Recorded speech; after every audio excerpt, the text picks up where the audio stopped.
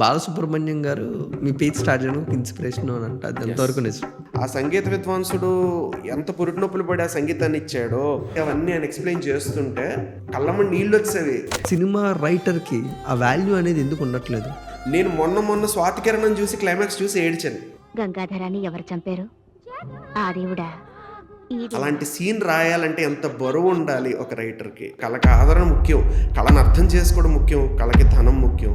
ఇప్పుడిటు కలగంటి అతిశయంబైన శేషాద్రి శిఖరము గంటి ప్రతినేరి గోపుర ప్రభలు గంటి కలగంటి కలగంటి ఇప్పుడిటు కలగంటి. తెలుగు భాష ఎందుకు ఇంత బ్యూటిఫుల్ లాంగ్వేజ్? మనకి ఇటాలియన్ ఆఫ్ ద ఈస్ట్ అని వాళ్ళు ఇటన్నా, మన తెలుగు ఆఫ్ ద వెస్ట్ అని వాళ్ళని మనమన్నా, ఆ ఈ బబుల్స్తో ఎండ్ అవడం, దీర్ఘాలు రావడం వల్ల ఎవరెవరు దీంట్లో ముఖ్య భాగమయ్యారు, ఎవరి వల్ల ఈ తెలుగుకి ఆ ఫ్లరిష్నెస్ వచ్చింది, ఇవేమని తెలుసుకోగలిగారు?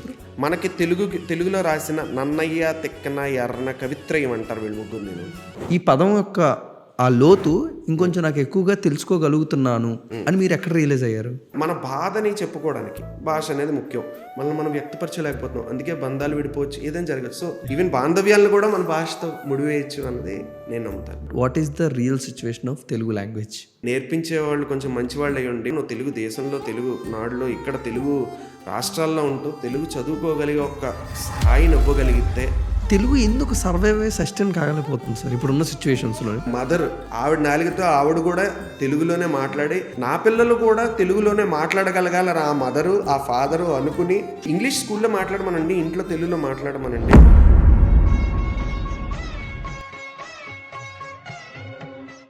Hello bro. Hello hello hello. Thank you so much.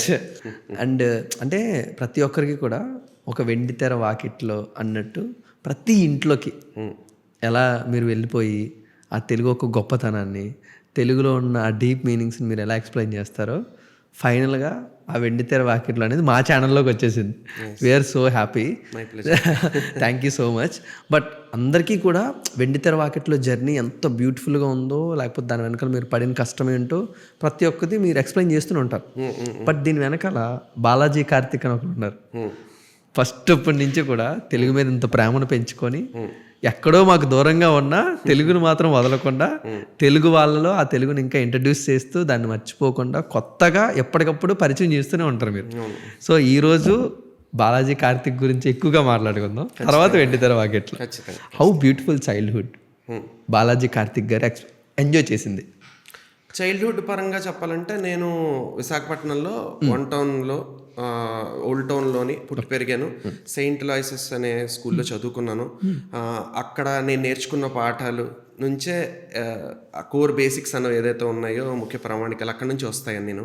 So అక్కడ నాకు ఇంగ్లీష్ కానీ తెలుగు కానీ రెండు అద్భుతంగా చెప్పేవారు. అంటే అన్ని సబ్జెక్టుల్లోనే నాకు చాలా ఇష్టం, ముఖ్యంగా ఇంగ్లీష్ తెలుగు పట్ల నాకు చాలా ఇష్టం ఎక్కువ ఉండేది. అండ్ ఆ టీచర్లు కూడా నన్ను అంతలాగా అభిమానించేవారు. దాంతో ఇంత చేసి నేను చదువుకుంది ఎస్ఎస్సి కూడా కాదు. ఇప్పుడు నేను కొంచెం బాధపడతాను ఎస్ఎస్సి కాదని, ఎందుకంటే స్టేట్ సిలబస్ అయితే మీకు అలంకారాలు, ఛందస్సు ఇవన్నీ ఉంటాయి. నాకు అవి కూడా ఇప్పటికీ అప్పుడప్పుడు నేర్చుకుంటున్నాను ఇంకా. ఓకే. సో నాకు వచ్చినవి సందులు సమాసాలు, అది కూడా కొంతవరకు నాకు గుర్తున్నందు మటుకు గద్ది కుసుమావళి, పద్ది కుసుమావళి వీటి నుంచి నేర్చుకున్న. ఉంగరం అనే పాట ఉంటుంది. సో ఇలాంటివన్నీ నేర్చుకుని అవన్నీ అబ్బా ఎంత ఉంటుందా, ఓ పొలతి ఓ నాతి అని ఉంటే ఎవరు పొలతి నాతి అంటే రెండు ఒకటి, ఓకే ఇది స్త్రీ అనే పదానికి రెండు రకాలుగా పిలవచ్చా సీతాదేవిని అని అనిపించే, బాగుంది అయితే స్త్రీ అనే దానికి ఇన్ని రకాలు ఉంటాయా అన్నదాన్ని నాకు ఒక ఆనందం. మన రీసెంట్గా coming back to the just jumping little ఏంటంటే స్త్రీని ఒక సినిమా ఉంది మొన్న, ఆడదే ఆధారం అనే పాట అనుకుంటా. అందులో ఒక పాట ఉంటుంది, స్త్రీ అనే పదాన్ని రకరకాలుగా ఇలా పొలతి, నాతి, ఇంతి ఇలా ఎన్ని రకాలుగా ఉన్నాయా అన్ని సిరివెల్ల సీతారామ శాస్త్రి గారు రాయడం. ఇన్ని రకాలు ఉన్నాయా అంటే మన తెలుగు భాష గొప్పతనం అక్కడే ఉంటుంది కదా. ఒకటి చెప్పడానికి ఇన్ని రకాలుగా వర్ణించుకోవచ్చు మనం.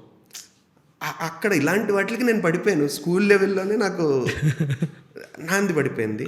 అప్పటి నుంచి నాకు ఇంకా ఆ బ్యూటీ అలా కనబడుతూ ఉండేది. ఇప్పుడు జూలియస్ సీజర్ నుంచి, ఇంగ్లీష్ అయినా కూడా జూలియస్ సీజర్ నుంచి నేను క్యారెక్టరైజేషన్ నేర్చుకున్నాను. రియల్ లైఫ్లో జీవితం ఇలా ఉంటుందా, అంటే వెన్నుపోటు పొడిచేవాడు ఇలా ఉంటాడా, ఆ నాటకాల నుంచి, డ్రామా నుంచి. నాకు ఇదంతా చూసిన తర్వాత పెద్ద తర్వాత సినిమాలు చూస్తున్నారు, కానీ అది ఇది వేరు వేరు అనుకునేవాడిని. సో సినిమాలు చూస్తున్నప్పుడు అంటే సినిమాల పట్ల ఇష్టం ఎలా పెరిగింది అంటే, ఇంట్లో అమ్మ ప్రతి సినిమాకి తీసుకెళ్ళడం, అమ్మ నాన్న వాళ్ళకి ఇష్టం చాలా, అన్ని సినిమాలకి తీసుకెళ్ళడం. అమ్మ రిటర్న్ వస్తున్నప్పుడు ప్రతిసారి అడిగే ప్రశ్న, ఎరా నీకేమర్థమైంది సినిమాలో, నువ్వు ఏం నేర్చుకున్నావు? అది నేర్చుకున్నప్పుడు ఓకే ఇది నేర్చుకున్నాం. ఒకవేళ నేను ఏమైనా మంచిదే నేర్చుకున్నానా లేదా చెడేమన్నా అన్నది మానిటర్ చేస్తుంటుందమ్మ. లేదు ఒకవేళ నేను కొంచెం చిన్నదేమైనా డైవర్ట్ అయ్యానంటే, లేదు నాన్న అక్కడ వాళ్ళు ఇలా చెప్పిందని తెలుసుకోవడం. సో జడ్జిమెంటల్గా రివ్యూ కాదు, కానీ అసలు ఏం తెలుసుకుంటున్నావు, what are we getting out of it అన్నది అలాగ నేర్చుకోవడం. సో ఇలా అంతా నడవడం. Beautiful bro. అంటే అసలు ఆ ఏజ్లో ఒక సినిమాని అర్థం చేసుకునే అంత మనకి మేధస్సు శక్తి ఉందని మీరు ఎలా గ్రహించగలిగారు? లేకపోతే మీరు అప్పుడు సినిమాని ఏం చూసి వచ్చి అదే మీరు చెప్పగలుగుతున్నారా, లేకపోతే ఆ సినిమాని ఎంతవరకు అర్థం చేసుకోగలిగారు ఆ వయసులో? నా వరకు నేను ఒక విషయం చెప్తా. ఆ వయసు అంటే చిన్న వయసు అన్నారు కదా, ఈ వయసులో కూడా నేను చిన్నపిల్లలాగే సినిమా చూడదలుచుకుంటాను. అంటే నేను ఏదైనా సరే ఒక సినిమా చూస్తే అది నేను అన్నీ వదిలేయాలి. Cinema is a magic to me. అది ఆన్ స్క్రీన్ ఎలా వస్తుంది, ఎలా తయారవుతుంది అన్నదే నాకు అదంతా మర్చిపోయి కాసేపు చూస్తాను.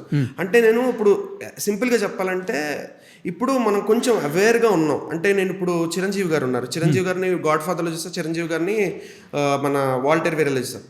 ఆ చిరంజీవి గారు అని చిన్న అవేర్నెస్ ఇప్పుడు చాలా మందికి ఉంది చిన్నపిల్లల నుంచి.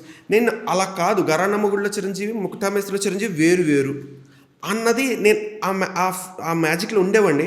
పెద్దయిన కొద్దీ నన్ను నేను ట్రైన్ చేసుకున్నాను, అలాగే ఉండాలి. అప్పుడే సినిమా బ్యూటీని అర్థం చేసుకుని నేవుగా చూడగలగాలి.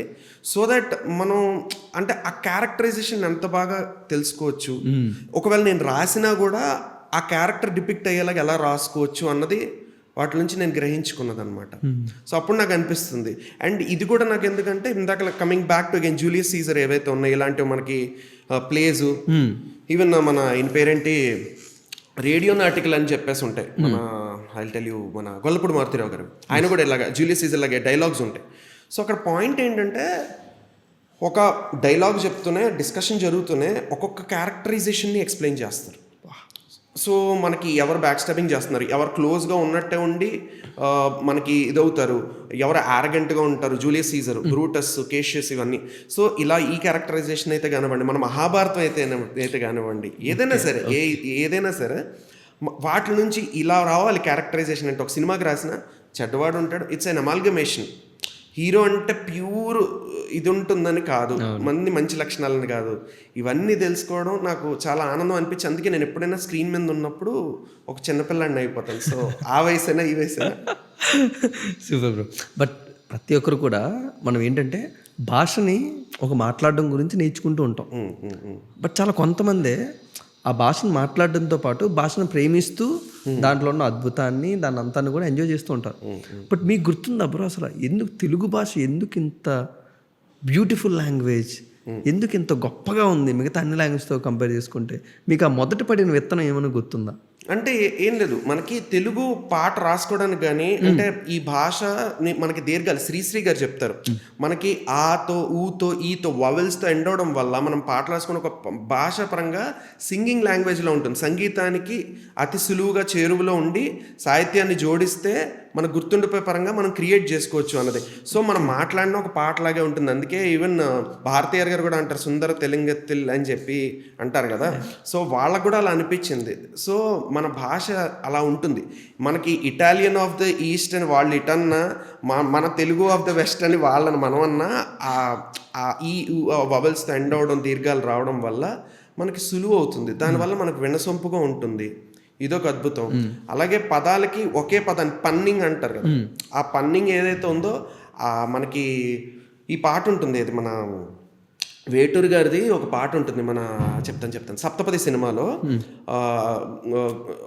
కాళింది మడుగున కాళీయుని పడగన ఆ బాల గోపాలం ఆ బాల గోపాలని.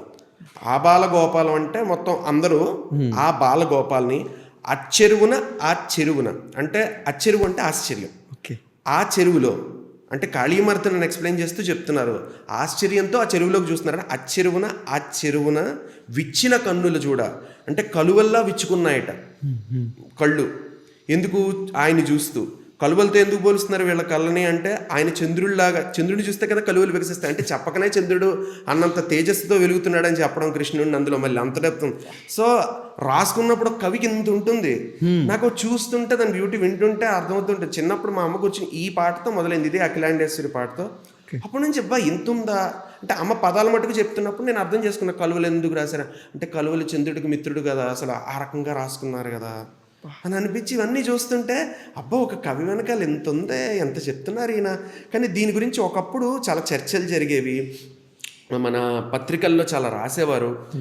కవుల్ని ఊరికనే కూర్చోబెట్టి ఒకప్పుడు కవిని పిలిపించేవారు. ఇప్పుడు కృష్ణదేవరాయల ఆస్థానంలో కానీ అష్టదిగ్గజాలు ఊరికే కూర్చోబెట్టి మీరు రాయండి ఇది ఇది అని. అష్టదిగ్గజాలు ఎందుకంటే రోజు కూర్చుని కవితలు వింటారు, రోజు కూర్చుని భాష వింటారు, ఇవన్నీ ఏదో ఊరికే కూర్చుని రోజు కష్టాలు నష్టాలు ఉంటాయి కదా, డిస్కస్ చేస్తారు కదా, ఎందుకు అష్టదిగ్గజాలను పెట్టుకుని కూర్చోవడం మనం అని ఆలోచిస్తే చూడండి ఎంత ఇందులో నుంచే మనకి ఎన్ని తెలుస్తాయో. అంటే మనకి లైఫ్లో ఏం జరుగుతుందో అది రిఫ్లెక్ట్ అవ్వడానికి ఈ సినిమాలు ఇవి కాకుండా అక్కడ రిఫ్లెక్ట్ అవుతున్నట్టు వాళ్ళు మాట్లాడుకోవడం కానీ, ఆ డిస్కషన్స్లోంచి అవతల వాళ్ళు నీతి నేర్చుకుని ప్రజలు ఎలా ఉండాలి అన్న ఒక ఆలోచన వాళ్ళకి వస్తుంది. మనం మన పుస్తకాలలో చదువుతాం. సో సాహిత్యం నుంచే అంతా వస్తుంది మన దీని నుంచి. అందుకే ఆయన పోషించాడు, కళని పోషించాడు. కళకి ఆదరణ ముఖ్యం, కళను అర్థం చేసుకోవడం ముఖ్యం, కళకి ధనం ముఖ్యం.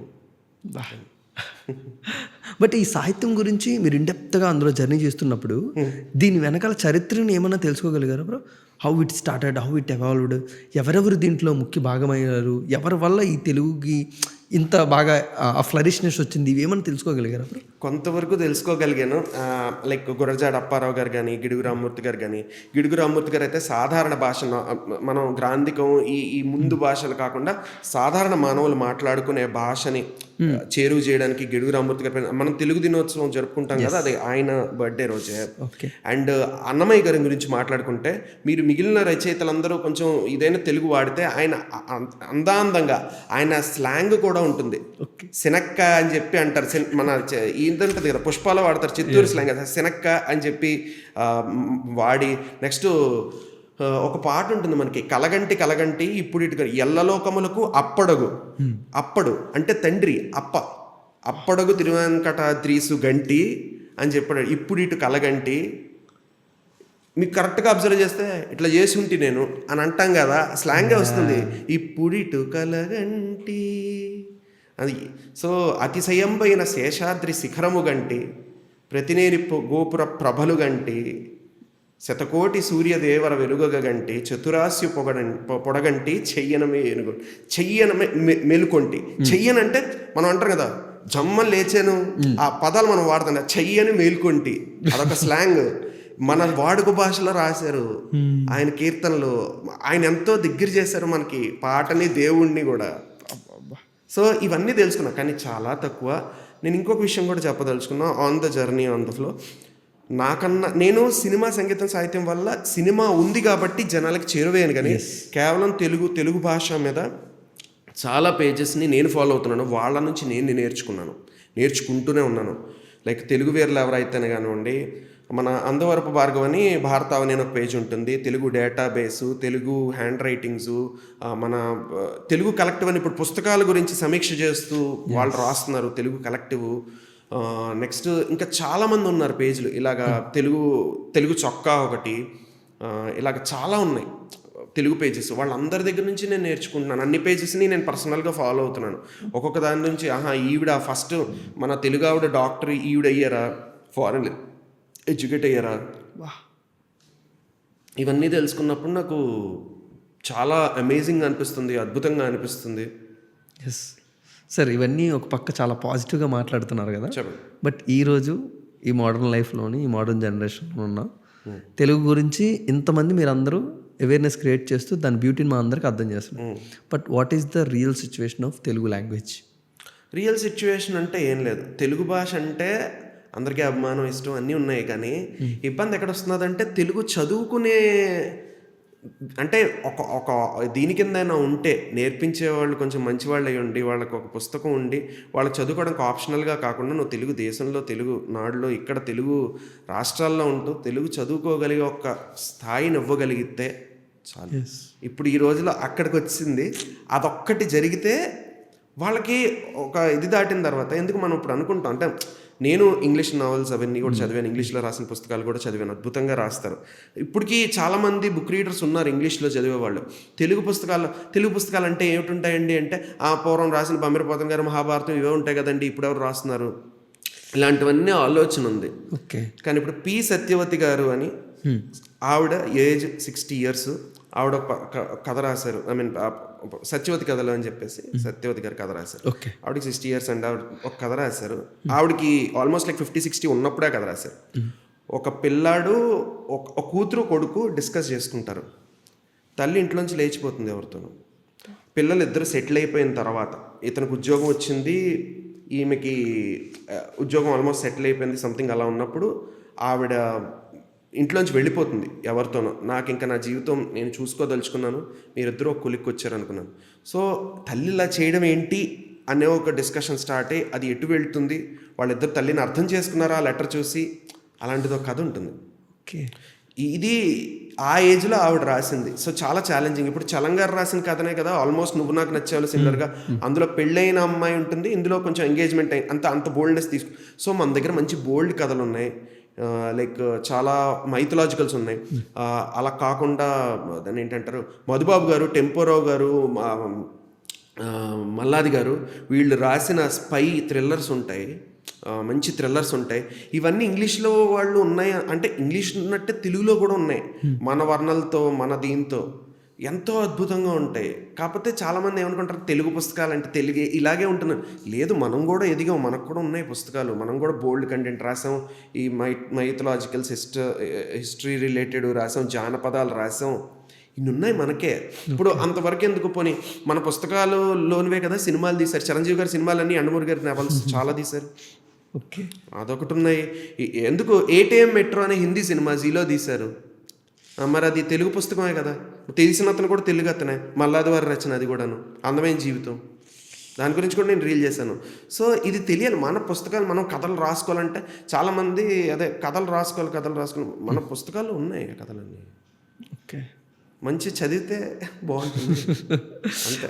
What is the best start to learn the more about the language అంటే మీరు ఏం చెప్తారు సార్? తెలుగు గురించి ఇంకా బాగా తెలుసుకోవాలనుకుంటే మీరు వేయాల్సిన మొదటి అడుగు అని అంటే మీరు ఎలా గైడ్ చేస్తారు? తెలుగే మొదలు పెడుతున్నారంటే పెద్దబాల శిక్ష. ఓకే. మీ ఇంట్లో ఒకవేళ అమ్మ నాన్నలకి ఇది కుదరకపోయినా మీ అమ్మమ్మ నాన్నమ్మలతో అయినా మొదలు పెడితే పెద్దబాల శిక్షతో మొదలు పెట్టచ్చు. పెద్దబాల శిక్షతో మొదలుపెట్టి నేనైతే పెద్ద గాంభీర్యాలు ఏం మాట్లాడక్కర్లేదు, కానీ చందమామ కథలు, బాలమిత్ర కథలు, నా చిన్నప్పుడంతా దాంతోనే మొదలైంది. ఈనాడు పుస్తకాలు, ఈనాడులోనే పద వినోదం ఫీల్ చేసేవాడిని. ఈనాడు పుస్తకాల్లో కథ వస్తుంది ఎవ్రీ టైం, వాటి నుంచే నేను నేర్చుకున్నాను, చాలా విషయాలు తెలుసుకున్నాను. వాటి బేసిక్స్ చాలు మనసును కదిలించే చిన్న కథలు. Okay. Yes sir. But from child age to టీనేజ్లోకి మీరు ఎంటర్ అవుతూ భాష మీద ఇంకా ప్రేమ ఎలా పెంచుకోగలిగారు? అలాగా చెప్పాలంటే అదే మళ్ళీ నాకు అన్ని రిలేటెడ్. నేను ఇలా చదువుతూ ఉండడం, నేను అన్ని రకాల కథలు చదువుతాను. ఓకే, ఏది తప్పు ఏది ఒప్పని కాదు, అన్ని రకాలు మనం తెలుసుకోగలగాలి. నేను అంటే వివిధ కథలే చదివాను, ఈవెన్ నవల్స్. ఇప్పుడు నేను స్వాతి వీక్లీలోని యండమూరి వీరేంద్రనాథ్ గారు, సూర్యదేవ రామ్మోహన్ రావు గారు, వంశీ గారు వీళ్ళవి సీరియల్స్ వచ్చేవి, మా అమ్మ తెప్పించుకునేది, నేను అవి చదివేసేవాడిని. స్వాతిలో నేను కామిక్ కథ చదివేవాడిని, సరస కథ కూడా చదివేవాడిని. అంటే చాలామంది స్వాతి పుస్తకం చాలా తేడాగా అనుకుంటారని నేను ఈ ముఖ్యంగా ఈ ఫేస్ పరంగా చెప్పాల్సి వస్తుంది. అందులో నుంచి కూడా నేను కథ ఎలా రాయాలో నేర్చుకున్నాను. అంటే నేను ఎప్పుడు రాసాను, కథలు రాయడం మొదలుపెట్టాను, కానీ అసలు ఇలా ఉంటుంది, ఇలా చేస్తారని. సో ఆ పుస్తకం అయితే కానివ్వండి, నెక్స్ట్ వండర్ వరల్డ్ అని కొన్ని ఆర్టికల్స్ వచ్చేవి, ప్రపంచంలో జరిగే వింతలని నేను అవి వచ్చేవి. ఇవన్నీ న్యూస్ పేపర్లో, స్పెషల్లీ నాకు ఇష్టమైంది మేము వసుంధర, మన ఈనాడు పేపర్లో వసుంధర సినిమా అందులో ఏంటేంటి ఇస్తున్నారు, ఈ సినిమా రిలీజ్ అవుతుంది. ఇప్పుడంటే ట్విట్టర్ అప్డేట్స్ అవి వచ్చాయి, కానీ అప్పుడున్న అప్డేట్ అదేగా. మన దీంట్లో కూడా ఫండే దీంట్లోని ఏంటది సాక్షి పేపరు. సో ఈ న్యూస్ పేపర్లు వెరీ బేసిక్. చాలామంది ఎవరు చిన్నప్పటి నుంచే పెద్ద గ్రంథాలయాలు ఏవో మెయింటైన్ చేసి, అబ్బే రోజు ఇంటికి వచ్చే పేపరు, మా అమ్మమ్మ తాతయ్యలతో మాట్లాడడం, ఇంట్లో ఏవో మాటల్లోనే. ఇప్పుడు మనం ఎలాగైతే మీమ్ లాంగ్వేజెస్ వాడుకుంటాం, అప్పుడు సామెతలు అంటే నథింగ్ బట్ ఇప్పుడు మనం రిలవెన్స్ తీసుకుని చెప్తున్నాం అంటే, పుచ్చకాయలు దొంగ అంటే భుజాలు ఎందుకు దొంగకున్నావురా అన్నట్టు. ఇవన్నీ మీమ్ లాంగ్వేజ్ అన్నది అప్పటి నుంచే ఉంది, అవే కైండ్ ఆఫ్ సామెతలు కదా. So nothing is going. Sir, అంటే పరిస్థితులు బట్టి ఇప్పుడున్న రోజుల్లో పిల్లలు మెల్లమెల్లగా మన మాతృభాషకు దూరం అవుతూ ఆ యూనివర్సల్ లాంగ్వేజ్ దగ్గర అవుతున్నారు. బట్ మాతృభాష ప్రాధాన్యత ఎక్కడా తగ్గకుండా, వెదర్ ఇట్ ఇస్ మీ స్కూల్లో లేకపోయినా, మీ కాలేజ్లో లేకపోయినా, దాన్ని ఎలా కంటిన్యూ చేయగలిగారు మీ దగ్గర, మీ జర్నీలో? నా జర్నీలో ఎలా కంటిన్యూ చేశానంటే, నేను ఎప్పుడూ ఈ పుస్తకాలు చదవడానికి దూరం అవ్వలేదు. ఎందుకంటే నాకు ఇంకా ఇంకా ఇంట్రెస్ట్ పెరుగుతూనే వచ్చింది. నేను ఎప్పుడు అంటే నేను జర్నీ చేసినప్పుడు కూడా రైల్వే స్టేషన్కి వెళ్తాం, రైల్వే స్టేషన్లో మళ్ళీ పుస్తకాలు ఉంటాయి, ఆ చందమామ ఈ మొత్తం బుక్ ఎక్కడ దారిలో ఇది ఒక ఎగ్జాంపుల్ చెప్తాను. నేను ఏ ఊరు వెళ్ళినా చిన్నప్పుడు అమ్మకో స్వాతి పుస్తకం కొనేది, అమ్మకు చదువుకునేది, నేను బాలమిత్ర చందమామ కొనుక్కునేవాడిని. నేను తుని వెళ్తున్నాను, మా అమ్మ వాళ్ళు పాయకరావుపేట వెళ్తున్నాను, హైదరాబాద్ వెళ్తున్నాను అన్నప్పుడల్లా ఒక పుస్తకం కొనుక్కోండి. సో నా దృష్టి ఏంటంటే, ఒకసారి ట్రైన్ ఎక్కుతున్నాం, ఒకసారి బస్సు ఎక్కుతున్నాము, అక్కడ ఎక్కడో ఒకటి పుస్తకాలు అమ్ముతారు, చదువుకోవాలి అన్నది అదొక హ్యాబిట్ అయిపోయింది. భలే భలే జానపద కథలు. ఇప్పుడు అవతార్ వచ్చింది. అవతార్ ఎప్పుడో భూమి పుట్టకముందే మన దాంట్లో అవతార్ లాంటిదే, మాయాద్వీపం ఇవన్నీ చాలా కథలు ఉండేవి అందులోనే.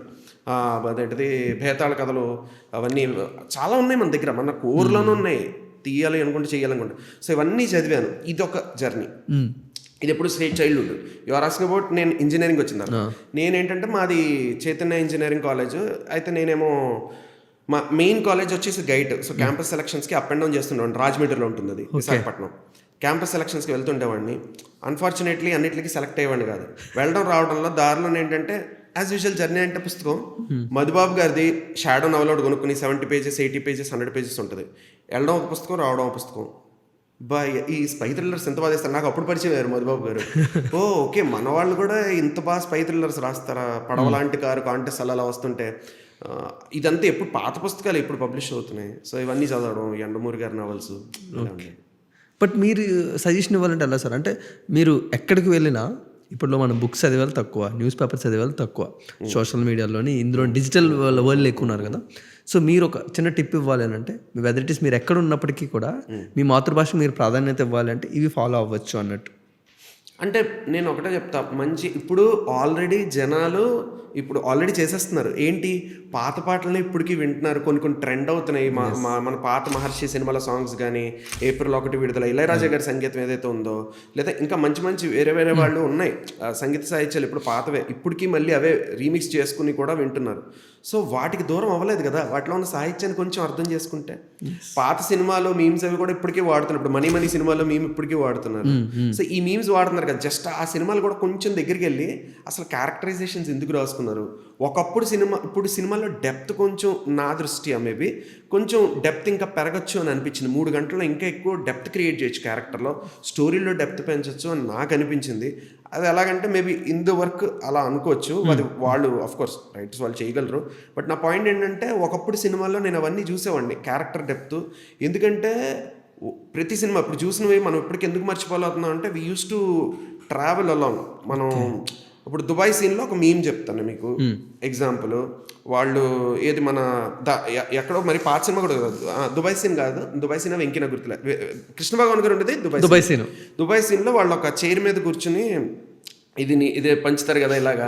సో ఆయన ఇదేంటిది, లాభం ఆశించక భగవద్గీతలో ఏం చెప్పారు, ఒకసారి కళ్ళు మూసుకుని ఊహించుకుంటే వాట్ డూ యూ సీ, వాళ్ళు ఒక సోఫా మీద కూర్చొని ఒక డాబా మీద బిల్డింగ్స్ డెప్త్ కనబడేది కదా. ఇప్పుడు ఓన్లీ ఫేస్ క్లోజులు పెట్టి మనకి రిజిస్టర్ అవ్వడానికి, ఓహో వీళ్ళు ఇలా ఉంటున్నారు, ఒక డాబా మీద మొత్తం పాడుపెడిపోయిన ఇంట్లో అంటే సామాన్లు చెత్తలు బట్టలు వేసుకోవడాలు ఇలా ఉండి, మనం ఏంటంటే వాళ్ళ జీవితాన్ని గ్రహించుకుంటున్నాం సైకలాజికల్గా. అంటే వీళ్ళు ఎలా బతుకుతున్నారు, ఒక బ్యాచులర్స్ లైఫ్, ఇలా డాబా మీద ఒక పెంట్ హౌస్లో ఇలా ఉన్నారు అన్న దానికి రిలేటివిటీ అది. ఓకే, ఈ డెప్త్ మనకు ఆ సిచ్యువేషన్ చూపిస్తున్నప్పుడే ఈ డెప్త్ క్యారీ చేయాలి. ఇంతకు ముందు సినిమాలో అయితే ఇంకా ఎక్కువ డెప్త్. ఎందుకు తెలుసు, స్టడీ క్యామ్ పెట్టేసేవారు. పాత్రలు మనకి ఎలా ఉండేదంటే, స్టడీ క్యామ్ అంటే బాగా స్టడీ షాట్ వస్తుంది అన్నట్టు ఫీల్ అయ్యాం. కానీ వాళ్ళు ఎలా ఉంటుందంటే, అసలు కెమెరాలో చూసి అసలు కాసేపు మనమే మర్చిపోతుంది సినిమా అని.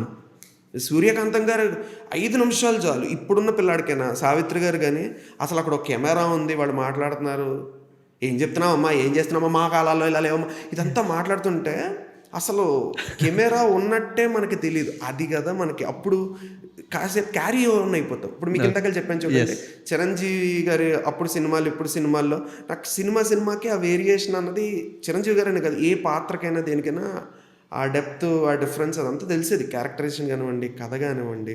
ఓకే, చాలా బాగుండేది. Great sir. బట్ చిన్నప్పటి నుంచి కళకి అంత దగ్గరగా ఉన్నారు, సినిమా ద్వారా, పుస్తకాల ద్వారా, నాటకాల ద్వారా, ఇలా అంత దగ్గర ఉన్నా మీరు ఎటు కూడా అది ఒక ప్రొఫెషన్గా సెలెక్ట్ చేసుకుందాం, అందులో నా ఇంట్రెస్ట్ ఎక్కువ ఉంది, ఇవి ఎప్పుడు కూడా మీ థాట్స్ రాలేదు సార్ మీ మైండ్లోని? వచ్చిందిగా. నా జర్నీ 2011-12 నుంచే మొదలైంది. నేను ఇంజనీరింగ్ అయిన దగ్గర నుంచే ప్యారల్గా నేను ఉద్యోగం వచ్చింది. యాజ్ యూజువల్ ప్రాసెస్ ఉంటుంది కదండి మంది.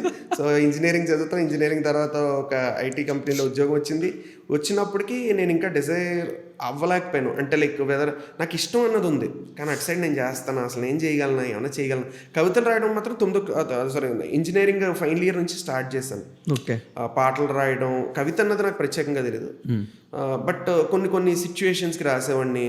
కొన్ని అంటే ఫస్ట్ నేను రాసింది విరగీతం అని రాసి, తర్వాత ఓ రోజు యాసిడ్ దాడులు అవి జరిగినప్పుడు దాని మీద రాసానమాట. నెత్తుడితో తెరిసినది నాగరికపు వలన, ధాత్రే దుఃఖించినది దారిద్ర్యం వలన, అలాగా యాసిడ్ దాడుల మీద రాయడం. లేదా దాన్ని ఏంటంటారు, దిశలెరుగుక నిశీదిలో ఎగిరే ఓ కపోతం అని చెప్పేసి, మనిషి ఓ మనిషి ఎచ్చటకు నీ ప్రయాణం, దిశలెరుక నిశీదిలో నడిచే ఓ కపోతం, చీకట్లో ఎగిరే ఒక పౌరంలో నువ్వు ఎటు వెళ్తున్నావు నీకు తెలియట్లేదు, కలికారపు బలికోరల నడి మధ్యన నెలిగేవు, పంజరం అదేంటిది పంజరమును చూసి పాలరాతి భవనం అన్నావు. సో గడసరివై అదేంటది అలా కొన్ని ఉంటాయి అనమాట. అవి రాసేవాడిని నేను. సో స్టార్టింగ్ ఏంటో రాస్తున్నానంటే కొన్ని పుస్తకాలు చూసి ఇన్స్పైర్ అయ్యి వీళ్ళు పాటలు రాస్తున్నారేమో రాసేవాడిని, కానీ అది నేను రాతగానే నాకు ఏం పెద్ద అనిపించేది కాదు. కానీ ఒక కెరీర్ లాగంటే నేను ఈ జాబ్ స్టార్ట్ అయిన దగ్గర నుంచి ఏమైనా చెయ్యాలనుకుని ఒక చిన్న షార్ట్ ఫిల్మ్లో రాసుకున్నాను.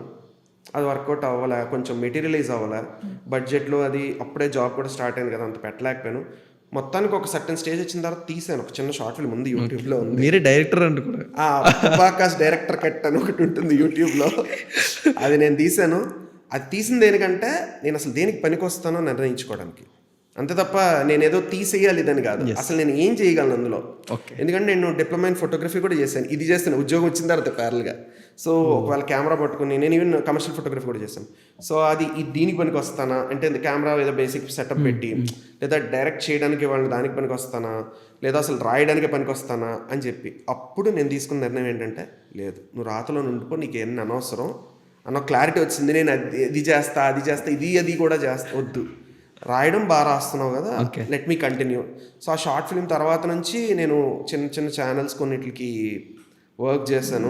Like channels in the sense YouTube channels. వినో. So but I was unpaid, but it's okay. They are also startups. వెళ్ళేవాడిని ఆఫీస్ అయిపోయిన తర్వాత, ఆఫీస్ మధ్యలో వెళ్ళి everyday use to work right for them. Like almost like డేలో నేను 20 hours spend చేసేవాడిని ట్రావెలింగ్లో, రాయడం ప్లస్ ఆఫీస్ వర్క్. ఇలాగా నాకు బ్రేక్ వచ్చింది. అంటే లైక్ ఇలా అయిపోయి నేను మళ్ళీ దీనికి వెళ్ళిపోయాను, ఆన్ సైట్ వెళ్ళిపోయాను. మళ్ళీ కరోనా టైంలో వచ్చాను. కరోనా టైంలో క్లబ్ హౌస్ అది అవుతున్నప్పుడు దైవీ వాళ్ళు పరిచయం అయ్యారు. So then journey started there. Like ఇలా చేస్తారా రాస్తారా ఆ టైప్లో అలా జర్నీ స్టార్ట్ అయింది. అప్పుడు వాళ్ళకి నేను కంటెంట్ రైటింగ్లో హెల్ప్ చేయడం అనమాట. అక్కడ కూడా సాహితీ విశ్లేషణ చేశాను అండ్ మూవీ బ్రేక్ డౌన్స్ ఇవి చేయడం అండ్ నరేషన్స్, వాయిస్ ఓవర్స్ ఇవ్వడం. But not in two reviews అవన్నీ నేను ఎప్పుడు చేయలేదు. But it's more over review చేశాను. సో అలాగా అప్పుడు కార్తికేయ, కాంతార ఈ వీడియోస్కి మిలియన్స్ ఆఫ్ వ్యూస్ రావడం. సో అవన్నీ జరుగుతుంటే okay, now I got some name and at least it's working for me. Both financially కొంచెం బాగుంది, ఇది కూడా వర్కౌట్ అవుతుంది అనుకున్నప్పుడు ప్రాపర్ నేమ్ కూడా వచ్చి ఓకే బాగుంది ఇలా అనుకున్నప్పుడు దెన్ ఇలాగా మళ్ళీ నేను వెళ్ళిపోయే సిచ్యువేషన్ వచ్చింది. ఓకే, మళ్ళీ కొంచెం దూరం తను ఇది చేయగలనా లేదా అనుకున్నప్పుడు దెన్ వీళ్ళ దాంట్లో ఏంటంటే ఒక ఛానల్ కదా బేసిక్గా. సో వాళ్ళకి ఏంటంటే డే ఇన్ డే అవుట్స్ ఇంకా చాలా ఉంటాయి, మనది ఒక్కొక్కసారి వస్తుంది. సో సాంగ్ బట్టి లాగా. So I thought like maybe I need to expand my self more and now is the time. Maybe ample work life balance కొంచెం బాగానే ఉన్నట్టుంది అని అనిపించి లెట్ మీ స్టార్ట్. ఎన్నాళ్ళు వస్తుందో ఏమొస్తుందో తెలీదు. ఇన్ఫ్యాక్ట్ నేను కూడా ఒక రకంగా చెప్పాలంటే చాలా ఇదిగానే ఉన్నాను. అంటే లైక్ ఒక 10,000 మంది చూస్తారు, తెలుగు గురించి చెప్తే చూస్తారో చూడరో, ఆ 10,000 మందికైనా ఏదో కొంచెం చెప్దాం, కాసేపు చేద్దాం, ఎవ్రీడే నాకు ఏదో ఒకటి చెప్పాలని ఉంది అని మొదలైన జర్నీ అసలు 2 లక్షల వరకు వెళ్తుందని నేను అసలు. Beautiful sir. బట్ మనం అందరం నార్మల్గా తెలుగు భాష మాట్లాడుకుంటూ వాడుక భాషలో మనం కమ్యూనికేట్ చేసుకుంటూ ఉంటాం. బట్ మనలో మనం మాట్లాడుతున్న భాష కన్నా ఆ భాషలో వెనకాల ఆ మాట వెనకాల అర్థం మనకి ఇంకా ఎక్కువగా తెలుసు అని మీరు ఎప్పుడు తెలుసుకోగలిగారు అనేది? అంటే మిగతా వాళ్ళకన్నా ఈ పదం యొక్క ఆ లోతు ఇంకొంచెం నాకు ఎక్కువగా తెలుసుకోగలుగుతున్నాను అని మీరు ఎక్కడ రియలైజ్ అయ్యారు? లోతు తెలుసుకోగలుగుతున్నానంటే నేను ఏంటంటే again coming back to same thing, ఒక క్యారెక్టరైజేషన్ స్టోరీని చూసేవాడిని, పాటను వినేవాడిని. ఈ మొత్తం హీరో క్యారెక్టరైజేషన్ ఇందులో పెట్టేశారు కదా, దీన్ని స్టోరీ మొత్తాన్ని కలగలిపి ఇందులో చెప్పేశారు కదా, ఇంతకన్నా ఇంకెలా బాగా చెప్పాలి చెయ్యాలి. అండ్ దాన్ని మళ్ళీ డైరెక్షన్లో చూపించినప్పుడు అదేంటది, నీకోసం తెల్లవారులు వేచి ఉండే కనులుంటే ఆ కాంతే నువ్వు వెతికే సంక్రాంతి ఎదురవదా అంటే, ఆ అమ్మాయి పాపం వాడు కష్టపడి పొలం చేసుకుని వస్తే పాపం వాడు ఎలా ఉన్నాడో ఏమిటో అని వాడి కోసం ఇబ్బంది, అదే కదా నీ భార్య నీ కోసం ఎదురు చూస్తూ ఉంటే అదే కదా ప్రేమ అంటే. ఇవన్నీ చూస్తుంటే ఆయన అంతా పెట్టేశారు ఇక్కడ. ఒక కవి ఇంత పెద్ద కథని ఇందులో పెట్టేస్తున్నారే ఈ దీంట్లోని ఇదంతా. అప్పుడు ఒక హీరో ఉంటాడు, ఒక హీరోకి ఒక మేనరిజం ఉంటుంది. ఇప్పుడు నీదు కూడా అన్న పాట గురించి ఇప్పుడు విశ్వాగారది ఉంది, అదే దాంట్లో అంటారు గీతవేణి దొరకదు గుణగణమే చేతులత సో చీడలను చెడమడ తొరమడమే నేటి మన అభినవ అభిమతమే అంటారు. సో అతను అదే చేస్తాడు సినిమాలో. ఎక్కడో ఇస్తాంబుల్ వెళ్ళి ఎవరినో ఫైట్ చేసుకుని ఎక్కడెక్కడవో ఏవో ఇదవదు కదా. ఇప్పుడు ముఠామేస్త్రిలో పాట తీసుకుంటే కాయా కష్టం ఎరగని వాడు ఎందుకంటే మూటలు మోస్తాడు, కాయా కష్టం దాని నుంచి వచ్చింది కదా. అవన్నీ రిలేటెడ్ నాకు అనిపించినప్పుడు ఇంకా అలా మోర్ ఓవర్ అది ఆటోమేటిక్గా అయిపోయినట్టు అనిపించింది. సో ఇప్పుడు నేను చెప్పొచ్చేది ఏంటంటే, ఇది నాకని కాదు, మీరు కొంచెం జాగ్రత్తగా అబ్జర్వ్ చేస్తే మీకైనా అర్థమైంది. ఓకే, కాకపోతే ఎక్కడ మనం కొంచెం జాగ్రత్త పడి కొంచెం తెలుగు డిక్షనరీ దగ్గర పెట్టుకుని సునిశ్చితమైన పర్స్పెక్టివ్లో చూడాలి ఇది కూడా. అండ్ మన దీని ప్రకారం అంటే మన ఇదవుతుంది కాబట్టి నేను లైవ్లో ఇది ఒక ఇంపార్టెంట్ విషయం నేను చెప్పదలుచుకున్నాను. ప్రళయం దుష్కృత వలయం పాట అందరూ శివుడి గురించి చేయడం ఇదంతా చేస్తున్నారు. అది శివుడిది గానే కాదు, ఎందుకంటే గర్జించే పర్జన్యం ఘోరాతి ఘోర దౌర్జన్యం అన్నారు. శివుడికి ఘోరాతి ఘోర దౌర్జన్యం ఇలా ఎందుకు చేస్తాడు? అసుర ఇదంతా రణకుంభ అని ముందులోనే ఉంది కదా. ఒక రాక్షసత్వం కూడుకున్న ఒక మనిషి తాలూకు క్యారెక్టరైజేషన్ ఎక్స్ప్లెయిన్ చేయడానికి పాట రాశారు. దాన్ని మనం అలాగే తీసుకోవాలి. దాని దేని గురించి ఒక విలన్ని మనం ఒక సంస్కృతం అంటేనే దేవుడు అని తీసుకోకూడదు. రావణాసురుని కూడా సంస్కృతంలో వర్ణించి ఉండొచ్చు అందంగా. ఆ అందాన్ని మనం తెలుసుకోవాలి. రావణాసురులో గొప్ప గొప్ప మంచి ఆయన చాలా చదువుకున్నవాడు, విద్యావంతుడు, అవి కూడా తీసుకోవాలి, నేర్చుకోవాలి. కర్ణుడిలో దానగుణం నేర్చుకోవాలి, వాచాలత్వం నేర్చుకోకూడదు, నోటి ఇది నేర్చుకోకూడదు. సో ఏవి నేర్చుకోవాలో అవి నేర్చుకోవాలి, ఏవి నేర్చుకోకూడదు అవి నేర్చుకోకూడదు. సో మనకు ఒక సునిశ్చితమైన పర్స్పెక్టివ్ ఉండాలి, పాజిటివ్ ఏది నెగిటివ్ ఏది గ్రహించుకునే గ్రహణశక్తి ఉండాలి, గ్రహణశక్తి. సో దాన్ని బట్టి మనం అందుకే అంత జాగ్రత్తగా అబ్జర్వెన్స్ జస్ట్ పెంచితే చాలు. ఇప్పుడు చూడండి ప్రతి సినిమాలో నువ్వు ఈ డీటెయిల్ అబ్జర్వ్ చేసావా, ఈ డీటెయిల్ చూసావా అని మనం అనుకున్నామే. నేను అదే చేసేవాడిని ఇప్పుడు. సో జనాలు ఇప్పుడు చేస్తుంది మరేం కాదు. అంటే ఒక సినిమాలోని మాకు అక్కడ కనబడుతుంది కాబట్టి మేము సింపుల్గా ఇది నువ్వు చూడగలిగావు అని అంటాం. బట్ ఒక భాషలోని దాని యొక్క లోతుని తెలుసుకోవాలని అనుకుంటే ఆ భాష గురించి ముందు మాకు మొత్తం తెలియాలి కదా సార్. అంటే అదే చెప్తున్నా, మళ్ళీ కూర్చుని భాష గురించి తెలుసుకోవాలంటే మొదలే ఎక్కడో పెట్టి పుస్తకాలు ఇదంతా పుస్తకాలే మొదలు కాదు. కాసేపు 5 నిమిషాలు అయితే అమ్మమ్మ నానమ్మలతో కాసేపు మాట్లాడిన వాళ్ళు స్వచ్ఛమైన తెలుగులోనే కదా మాట్లాడుతున్నారు. ఎక్కడికో వెళ్ళిపోయి ఇప్పుడు తెలుగులో మాట్లాడడం 1 నిమిషం మాట్లాడడం కష్టం అన్నట్టు అంటున్నారు కదా. ఇప్పుడు 1 నిమిషం మనం మాట్లాడడం తెలుగులో, ఇప్పుడు ఎవరైనా అనర్గళంగా 1 నిమిషం తెలుగులో మాట్లాడడం చాలా కష్టం అని అంటున్నారు. ఇప్పుడు నేను సర్వసాధారణమైన తెలుగు భాషలోనే మాట్లాడుతున్నాను, నేనేమి గ్రాంధికం మాట్లాడుచుంటలేదు, ఇట్లు నేను చెప్పుటలేదు మీరు వినట్లేదు, ఇట్లు కాదు కదా నడుచుచున్నది. సో ఇలా నేను చెప్పట్లేదు కదా, సాధారణమైన తెలుగు భాషలోనే మాట్లాడుతాను. 1 నిమిషం మన పాటు మనం మాట్లాడుకోగలం, ఏమీ లేదు. మన అమ్మమ్మ తాతయ్యలతో కాసేపు కూర్చుని తెలుగులోనే మాట్లాడగలిగే కబుర్లు వాడు చెప్తుంటే. అలాగని అందులో ఇంగ్లీష్ దొరికినా తప్పేం లేదు. వాళ్ళైనా తాతమ్మలైనా టైం ఎంత అయిందని అంటారు, సమయం ఎంతగా వస్తున్నది అని అనరు. సో మనం ఇంగ్లీష్ భాష కూడా వాడచ్చు, వాడకూడదని కాదు. కాకపోతే మనం దగ్గర అవుతాం మన పేరెంట్స్కి కానీ మనకెవరైనా మన బాధని చెప్పుకోవడానికి, మన యొక్క ఘోషని చెప్పుకోవడానికి కానీ ఏదైనా చెప్పుకోవడానికి కానీ భాష అనేది ముఖ్యం. ఇప్పుడు ఇద్దరు విడిపోతున్నారు, ఇద్దరు కలిసి ఉన్నారు, అది ఏ రకమైన రిలేషన్షిప్ అయినా ఉండొచ్చు. మనల్ని మనం పూర్తిగా వ్యక్తపరుచుకోలేనప్పుడే కదా ఇవన్నీ వస్తాయి. అది ఏదైతే మనం స్వానుకూలతో మనది ఏదైతే ఉందో స్వతహాగా మనలో ఉందో అది మన భాష, ఇంట్లో మాట్లాడే దాంట్లో మనం అవతలోకి వ్యక్తపరచకుండా ఏదో మిక్స్డ్గా ఏదో ఇదిగా చెప్తున్నామంటే మనల్ని మనం వ్యక్తపరచలేకపోతున్నాం. అందుకే బంధాలు విడిపోవచ్చు, ఏదైనా జరగచ్చు. సో ఈవెన్ బాంధవ్యాలను కూడా మన భాషతో ముడివేయచ్చు అన్నది నేను నమ్ముతాను. Super sir. సార్ ఇప్పుడు తెలుగు బాగా తెలిసిన ఒక కవి ఒక రచయిత ఉన్నారనుకోండి, తెలుగు యొక్క గొప్పతనం చెప్పండి అని అంటే తెలుగు గురించి బాగా తెలుసు కాబట్టి తెలుగు గురించి చెప్తారు. But you are the perfect person. మీరు ఒక ఆల్మోస్ట్ 6 లాంగ్వేజెస్ మీకు తెలుసు కదా, స్వీడిష్ కానీ, కన్నడ కానీ, తమిళ్, తెలుగు, మలయాళం. ఇప్పుడు కంపేర్ చేయండి. ఇవన్నీ మీరు కొన్నిసార్లు వినుంటారు, కొన్నిసార్లు వినగలరు, కొన్ని మాట్లాడగలరు, కొన్ని కమ్యూనికేట్ చేయగలరు. కాబట్టి why Telugu is so beautiful language compared with the other all languages? అంటే ఒకటి చెప్తాను నేను, కంపేర్ అనే విషయంలోకి వచ్చేసరికి ఇప్పుడు అదే చెప్తా. తెలుగులోని ఇందాక మనం అనుకున్నట్టే ఆ దీర్ఘాలు అవి ఉండడం వల్ల అది పాటలకు కానీ మాటలకు కానీ వినడానికి చెవులకి చాలా ఇంపుగా ఉండడం వల్ల అది ప్రస్ఫుటంగా నిలబడుతుంది. ఓకే, కానీ అది గ్రేట్ అంటే దాని గొప్పతనం దానికి ఉంది. మిగిలిన భాషలతో కంపేర్ చేస్తే గొప్ప అని నేను ఖచ్చితంగా చెప్పలేను, ఎందుకంటే దీని గొప్పతనం దానికి ఖచ్చితంగా ఉంటుంది. నేను ఇందాక చెప్పింది కూడా అదే, ఎవరి భాషలో వాళ్ళు వ్యక్తపరుచుకోగలిగితే అది వాళ్ళ కోర్ అనమాట. సో ఆ భాషల్లో కూడా చాలా మంచి మంచివి, ఎవరు దీని పేరేంటి, మన వాలి గారు అద్భుతంగా రాస్తారు. నేను ఎందుకంటే ఇవి కూడా చూస్తాం, వేటూరు గారు తెలుగులోకి దాన్ని అన్వయించారంటే, అనువదించారంటే ఒరిజినల్ వాలి గారు రాశారా, వైరముత్తు గారు రాశారా, మదన్ కర్కి గారు రాశారా, వివేక్ గారు రాశారా, ఇలా చాలా లిరిసిస్ ఒరిజినల్ తమిళ్లో రాస్తారు. నాకు తమిళ్ అర్థమవుతుంది. నాకు కొంతమంది ఫ్రెండ్స్ కూడా ఉన్నారు. ఓకే, సో వాళ్ళని అడిగి తెలుసుకుని ఈ పదం ఏమిటి, ఇక్కడ వీళ్ళు ఎలా చెప్పారు, తెలుగులో దాన్ని ఎలా మారుస్తున్నారు, తెలుగీకరించడం ఎలా, దీన్ని ఎలా ఇది చేస్తున్నారు అంటే మనం చాలా సిల్లీగా తీసుకుంటాం.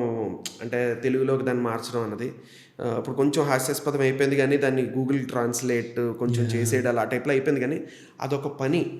మనం మొట్టమొదటి ఎవరైతే అనువాదం చేశారో, డబ్బింగ్ ఎవరైతే చేశారో, సినిమాలకి డబ్బింగ్కి రాయమని పిలిచారో ఎవరో తెలుసా మీకు? తెలుసు, శ్రీశ్రీ గారు. శ్రీశ్రీ గారిని పిలిచారంట డబ్బింగ్. అదేమి చిన్న విషయం కాదు కదా.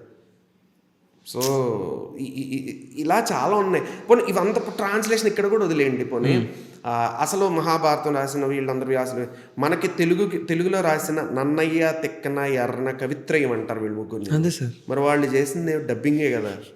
అప్పట్లో మన గూగుల్ ట్రాన్స్లేట్ లేవు కదా. మరి ముగ్గురు కలిపి అది కూడా ముగ్గురు సేమ్ పీరియడ్ వాళ్ళు కాదు. ఈ థర్డ్ దానికి వచ్చేసరికి చాలా గ్యాప్ కూడా వచ్చేసింది. కానీ మొత్తం కలిపి ఎలా ఎందుకు కంప్లీట్ చేశారు ఆ కవిత్రయం వాళ్ళు రాయడం అన్నది. సో ఆంధ్ర మహాభాగవతం పోతన గారు రాశారు. మరి ఒరిజినల్ భాగవతాన్ని తెలుగీకరించారు. దాని నుంచే కదా మనకి ఇవన్నీ వచ్చాయి. సో మనం విసరించుకోకూడదు. అనువాదం అన్నది మనం ఒకటి నేర్చుకుంటున్నాం, ఒక మహా పెద్ద దీని నుంచి. అండ్ అనువాదాలు మన భాష నుంచి వేరే భాషలకు అవుతుంటే, వేరే భాషల నుంచి మన భాషల్లో కూడా అవుతుంటాయి. సో మనం అది ప్రాపర్గా ఆ ఆత్మని పట్టుకుని మన భాషలో వ్యక్తిపరచుకోవడంలో ఉంటుంది, అర్థం చేసుకోవడంలో ఉంటుంది. బట్ తెలుగు ఎందుకు సర్వైవ్ అయ్యి సస్టైన్ కాగలిపోతుంది సార్ ఇప్పుడున్న సిచ్యువేషన్స్లో? మిగతా అన్ని స్టేట్స్లో చూసుకుంటే వాళ్ళ మదర్ టంగ్ మీద వాళ్ళు చాలా స్టాండర్డ్ అయి ఉంటారు. బట్ మీరు అబ్జర్వ్ చేసిన దాంట్లో ఎందుకు ఇది సస్టైన్ కాలేకపోతుంది మన తెలుగు స్టేట్స్లో మెయిన్గా?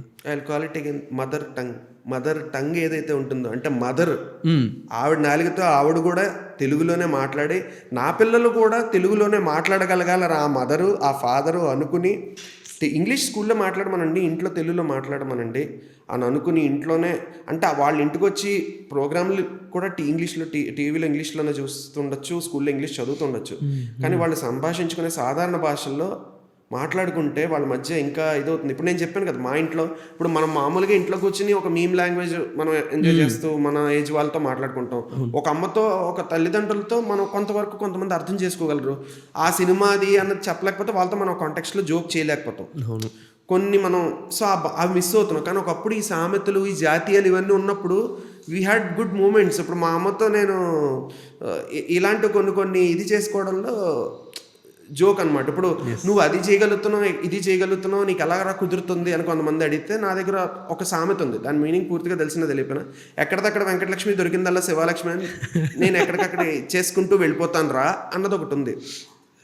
సో ఇది ఏమిటి అన్నది ఇలా వచ్చింది. సో ఇలా చెప్పుకుంటూ ఉంటే మనకు బాగుంది కదా ఇంట్లో అమ్మ వాళ్ళతో సో ఇది ఎంకరేజ్ చేస్తే మదర్ అండ్ ఫాదర్, ఆ మదర్ టంగ్ అన్నది నిలబడుతుంది. వాళ్ళు ప్రత్యేకించి కొంతవరకు ఆలు పెదబాల శిక్ష ఏదో బేసిక్స్ నేర్పించుకుని చిన్న చిన్న పుస్తకాల్లో న్యూస్ పేపర్ వరకు చదివించగలిగితే న్యూస్ పేపర్ సర్క్యులేషన్ తగ్గిపోతుంది. కానీ చేయించగలిగితే సార్ న్యూస్ పేపర్ ఏంటి సార్ అసలు ఇప్పుడు స్కూల్స్లోని తెలుగు అనేది అసలు చాలా ఇబ్బంది అయిపోతుంది కదా సార్ స్లోగా. నాకు చదవడం వచ్చు, రాయడం రాదని కొంతమంది అంటారు, నాకు చదవడం రాదు, రాయడం రాదని ఇంకొంతమంది అంటున్నారు. అసలు ఇలా చూసుకుంటే నెక్స్ట్ 40 years 50 years తర్వాత తెలుగు అనేది అసలు మాట్లాడగలమా, ఉంటుందా అనేది ఒక పెద్ద క్వశ్చన్ మార్క్. ఉంటుంది, ఖచ్చితంగా ఉంటుంది. ఎందుకంటే మనం ఇప్పటికీ మన భాషలో మనం దాన్ని ఏంటంటారు జోక్స్ని ఏదైనా హాస్యాన్ని ఎంజాయ్ చేయగలుగుతున్నాం కదా. సో అలా ఖచ్చితంగా బతిగా ఉంటుంది. కానీ మనం ఈ వైపు మన మొదలు కూడా మర్చిపోకుండా అన్నంత ఇది వరకు వెళ్ళిపోనంత వరకు అది బాగానే ఉంటుంది. అసలు ఇదే ఎంత బాగుందంటే దాని ఒరిజిన్ ఎక్కడ ఉందో అనే చిన్నది వెతుక్కుని దానికి వెళ్తే అన్నది ఒక చిన్న ప్రయత్నం. నేను చేసేది కూడా అదే. నేనే కాదు, చాలామంది పేజీలు నాకు రీచ్ రావడానికి నేను ఓపెన్గానే చెప్తున్నాను. నేను సినిమా అనేది ఎంచుకొని సినిమా సాహిత్యం అని చెప్తున్నాను కాబట్టి నాకు ఇంత రీచ్. లేకపోతే మిగిలిన నాకన్నా అద్భుతంగా, నాకన్నా తెలివి ఉండి, నాకన్నా భాష మీద పట్టుండి సాహిత్యం విలువలు ఉన్న పేజీలకి డెఫినెట్గా నాకన్నా రీచ్ తక్కువ ఉంది. అది వాళ్ళు అక్కడ తక్కువ కాదు, నాకన్నా చాలా గొప్పవాళ్ళు వాళ్ళు. కానీ వాళ్ళని ఎందుకు ఫాలో అవ్వాలని, ఇప్పుడు తెలుగు అంటే వాళ్ళు ఏదో మనకు అర్థం కాని చెప్తారు అనే ఒక ఇనర్షియల్ ఫీలింగ్ ఉంది కదా, ఇనర్షియా క్రియేట్ అవుతుంది కదా. అది ఒక్కసారి వదిలేసి చూడండి అప్పుడప్పుడు రీల్స్.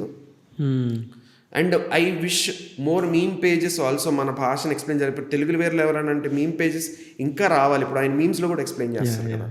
అలాగా మనకి ఇంకా ఈ వీటిల్లో ఎక్స్ప్లెయిన్ చేయగలిగే వాళ్ళు, అంటే కొంచెం రిలేటబిలిటీ తేగలిగే వాళ్ళు ఇంకా ముందుకు రావాలని నేను కోరుకుంటున్నాను. ఎందుకంటే ప్రతిరోజు జీవితంలో జరిగే వాటి గురించి చాలామంది ఒక సరదా జోక్స్ చేస్తున్నారు. సో అందులో తెలుగు వేర్లు ఎవరైనా కదా, ఇప్పుడు మనం ఇందాక మాట్లాడుకున్నాం కదా, రవి మంత్రి గారు కూడా రీల్స్ కూడాను ఆయన గోదావరి సైడ్ ఇదంతటిని పట్టుకొచ్చేస్తారు అందులోకి. ఆయన హాస్యం వాళ్ళ ఇంట్లో వాళ్ళ అమ్మతో మాట్లాడుతూ చాలా పెడుతూ ఉంటారు కదా, ఇదేటమ్మా అనుకుంటున్నాను. సో అక్కడ మనకు తెలుస్తుంది కదా, మనం ఎంజాయ్ చేస్తున్నాం కదా ఇలాంటి కంటెంట్ క్రియేటర్స్ని. వాళ్ళు ఇంకా ఇలాంటి వాళ్ళు ఇంకా గ్రో అవ్వాలి, ఇంకా మంది రావాలి. నా పేజు చాలామంది నేను మాట్లాడుతున్నప్పుడు చాలామంది మీది నీష్ అండి, మీది ఇలాంటిది ఎక్కడా లేదండి, మీరు యూనిక్ అండి, మీకు ఎవరో రారు కాంపిటీషన్ అంటారు. అసలు కాంపిటీషన్ ఏంటి? నా బాధ అదే, నాకు కాంపిటీషన్ రావాలి. నేను ఏమీ లేకుండా ఐసీఎస్సీ చదువుకొని సందులు సమాసాలు తప్ప మిగిలిన ఛందస్సు ఇవన్నీ ఎస్ఎస్సీ చదువుకున్న వాళ్ళు నాలాంటి పేజెస్ రావాలి, నాకన్నా గొప్పగా చెప్పాలి, ఇంకా ఎక్కువ మందికి అవేర్నెస్ రావాలి. మీరు పుస్తకాలు చదవడం కాదు, ఇలాంటి వాళ్ళకి కంటెంట్ క్రియేటర్స్ రావాలి, అప్పుడు ఆటోమేటిక్గా స్టార్ట్ అవుతారు. సో నా కాంపిటీషన్ రావాలని కోరుకుంటాను. Beautiful sir. But first time break down చేసినప్పుడు వెదర్ ఇట్ ఈస్ మీరు స్టార్ట్ చేద్దాం ఇందులోనే అనుకున్నప్పుడు అప్పుడు ప్రిపరేషన్ ఏమైనా చేశారు సార్? అప్పుడు ప్రిపరేషన్ అని పర్టికులర్ చేయలేదు. చిన్నప్పటి నుంచి డిస్కషన్. నేను ఇంజనీరింగ్లో ఉన్నప్పుడు కూడా నా ఇంజనీరింగ్ ఫ్రెండ్స్కి ఇంటర్మీడియట్లో ఉన్నప్పుడు అయితే కూర్చోబెట్టి కథలు చెప్పేసేవాడిని. క్లాస్ మధ్యలోని నా ఇంటర్మీడియట్ ఫ్రెండ్స్ అందరినీ కూర్చోబెట్టి పట్టపగలే దెయ్యం కథలు చెప్పి భయపెట్టాలి, ఇవన్నీ చేసేవాడిని. తర్వాత ఓకే జనాలు మనం చెప్పింది వింటున్నారు, ఇది చేస్తున్నారంటే. ఇంజనీరింగ్లో కొంతమంది వాళ్ళకి పాటలు అంటే ఇష్టం. ఏదంటే నేను ఇంజనీరింగ్లో నాకు ఇప్పటికే గుర్తు, ఒక ఫ్రెండ్స్ని కూర్చోబెట్టి ఒక పాట ఇష్టం, ఇది అందరికీ ఆ రోజు ఏదో డిస్కషన్ ఇచ్చి ఒక టాపిక్ వచ్చింది, సిరివెన్నెల గారి విధాత తలుపున పాట. నీకు ఇష్టం అరే ఈరోజు మన హరిప్రసాద్ గారు కిషోర్ గారు రూమ్కి వెళ్ళిపోతారా, వాళ్ళ రూమ్కి వెళ్ళిపోయి ఈరోజు డిస్కషన్ పెట్టుకున్నారా, నువ్వు నేను జగదీష్ గడు హరిప్రసాద్ గడు దీని గురించి మాట్లాడదాం, నేను చెప్తాను మీకు ఈరోజు ఆ పాట, మీకు మామూలుగా ఇష్టం కదా ఆ పాట గురించి, మామూలుగా విధాత తలుపున ఆయన బాగా రాశారు, సంగీతం బాగుంటుంది, కేవీ మాధవన్ గారు ఇవన్నీ బాగుంటుంది కదా, మీకు అందులో చెప్తానని చెప్పి అప్పుడు ఏదో నాకు తెలిసిన దాంట్లో నేను అర్థం చేసుకున్నప్పుడు విధాత అంటే బ్రహ్మ, విధాత తలపున ఆయన ఆలోచనల్లో పుట్టింది ప్రభవించినది ఈ జీవన గీతం, అవన్నీ కూర్చోబెట్టి ఏదో నాకు తెలిసినంతలో కొంత తెలియదు కొంత. అప్పుడు డిక్షనరీలు రెఫర్ చేసుకుని, ఇప్పుడు కొంచెం ఆన్లైన్ డిక్షనరీ ఆంధ్రభారతి నిఘంటు ఉంది, మీరు ఒకవేళ వీలు దొరికితే ఎవ్రీబడి ఇట్స్ అవైలబుల్ ఆన్లైన్. అందులో చాలా శబ్దరత్నాగరం ఇంకా చాలా మిక్స్డ్ మీనింగ్స్ వస్తాయి. అంటే ఒక పదానికి అన్ని డిక్షనరీలో ఉన్న మీనింగ్స్ అందులో కనబడతాయి ఆంధ్రభారతి. సో మనం ఎప్పుడైనా ఒక పదానికి మీనింగ్ వెతుక్కుని అక్కడ చూడొచ్చు. నన్ను అడిగితే మీరు ఒక లిరిక్స్ వచ్చింది అనుకోండి, ఇప్పుడు చాలా మంది నన్ను అడుగుతారు మీరు ఎలా డీకోడింగ్ చేస్తారని. ఆ ఆంధ్రభారతిలోకి వెళ్ళి ఆ పదాన్ని మీ కొట్టండి, మీకు అర్థాలు వస్తాయి. సో మీకు అక్కడ తెలుస్తాయి. సో అలాంటి చేయండి. సో నేను కూర్చుని అప్పటికి అవి లేవు కదా, నాకు ఏం తోచిందో వాళ్ళకి చెప్పి కూర్చోబెట్టి చెప్పాను. అప్పుడు నాకు కాన్ఫిడెన్స్ వచ్చింది, అయితే నేను చెప్తే జనాలు వింటున్నారు, పాటల గురించి కూడా చెప్తాను. కానీ మళ్ళీ గ్యాప్ వచ్చింది. తర్వాత నేను అనుకున్నాను ఒకసారి ట్రై చేద్దాం అలాగా. నెమ్మదిగా క్లబ్ హౌస్లోని అలాగే చేశాను, తర్వాత ఈవెన్ దైవీలో చేయడం, అలాగా కాన్ఫిడెన్స్ వచ్చేసి. బట్ ద ఫస్ట్ అప్రిషియేషన్ మీకు బాగా గుర్తుంది ఏంటి sir, from the team or from the audience? మీరు ఇంకా మంచి బూస్టప్ ఇచ్చింది నా జర్నీకి అన్నట్టు. ఆ రకంగా చెప్పాలంటే లైక్ బూస్టప్ అంటే నేను హనుమాన్ నా ఫస్ట్ రీల్ ఒకటి చాలా మందికి వెళ్ళింది, రమ్ రమ్ రమ్, అది ఆల్రెడీ ఉంది. అవి ఒకటి. నెక్స్ట్ కొన్ని ఉంటాయి, దీక్షణ తంష్ట్ర కాళభైరవాష్టకం అని చెప్పేసి మనకు ఉంటుంది.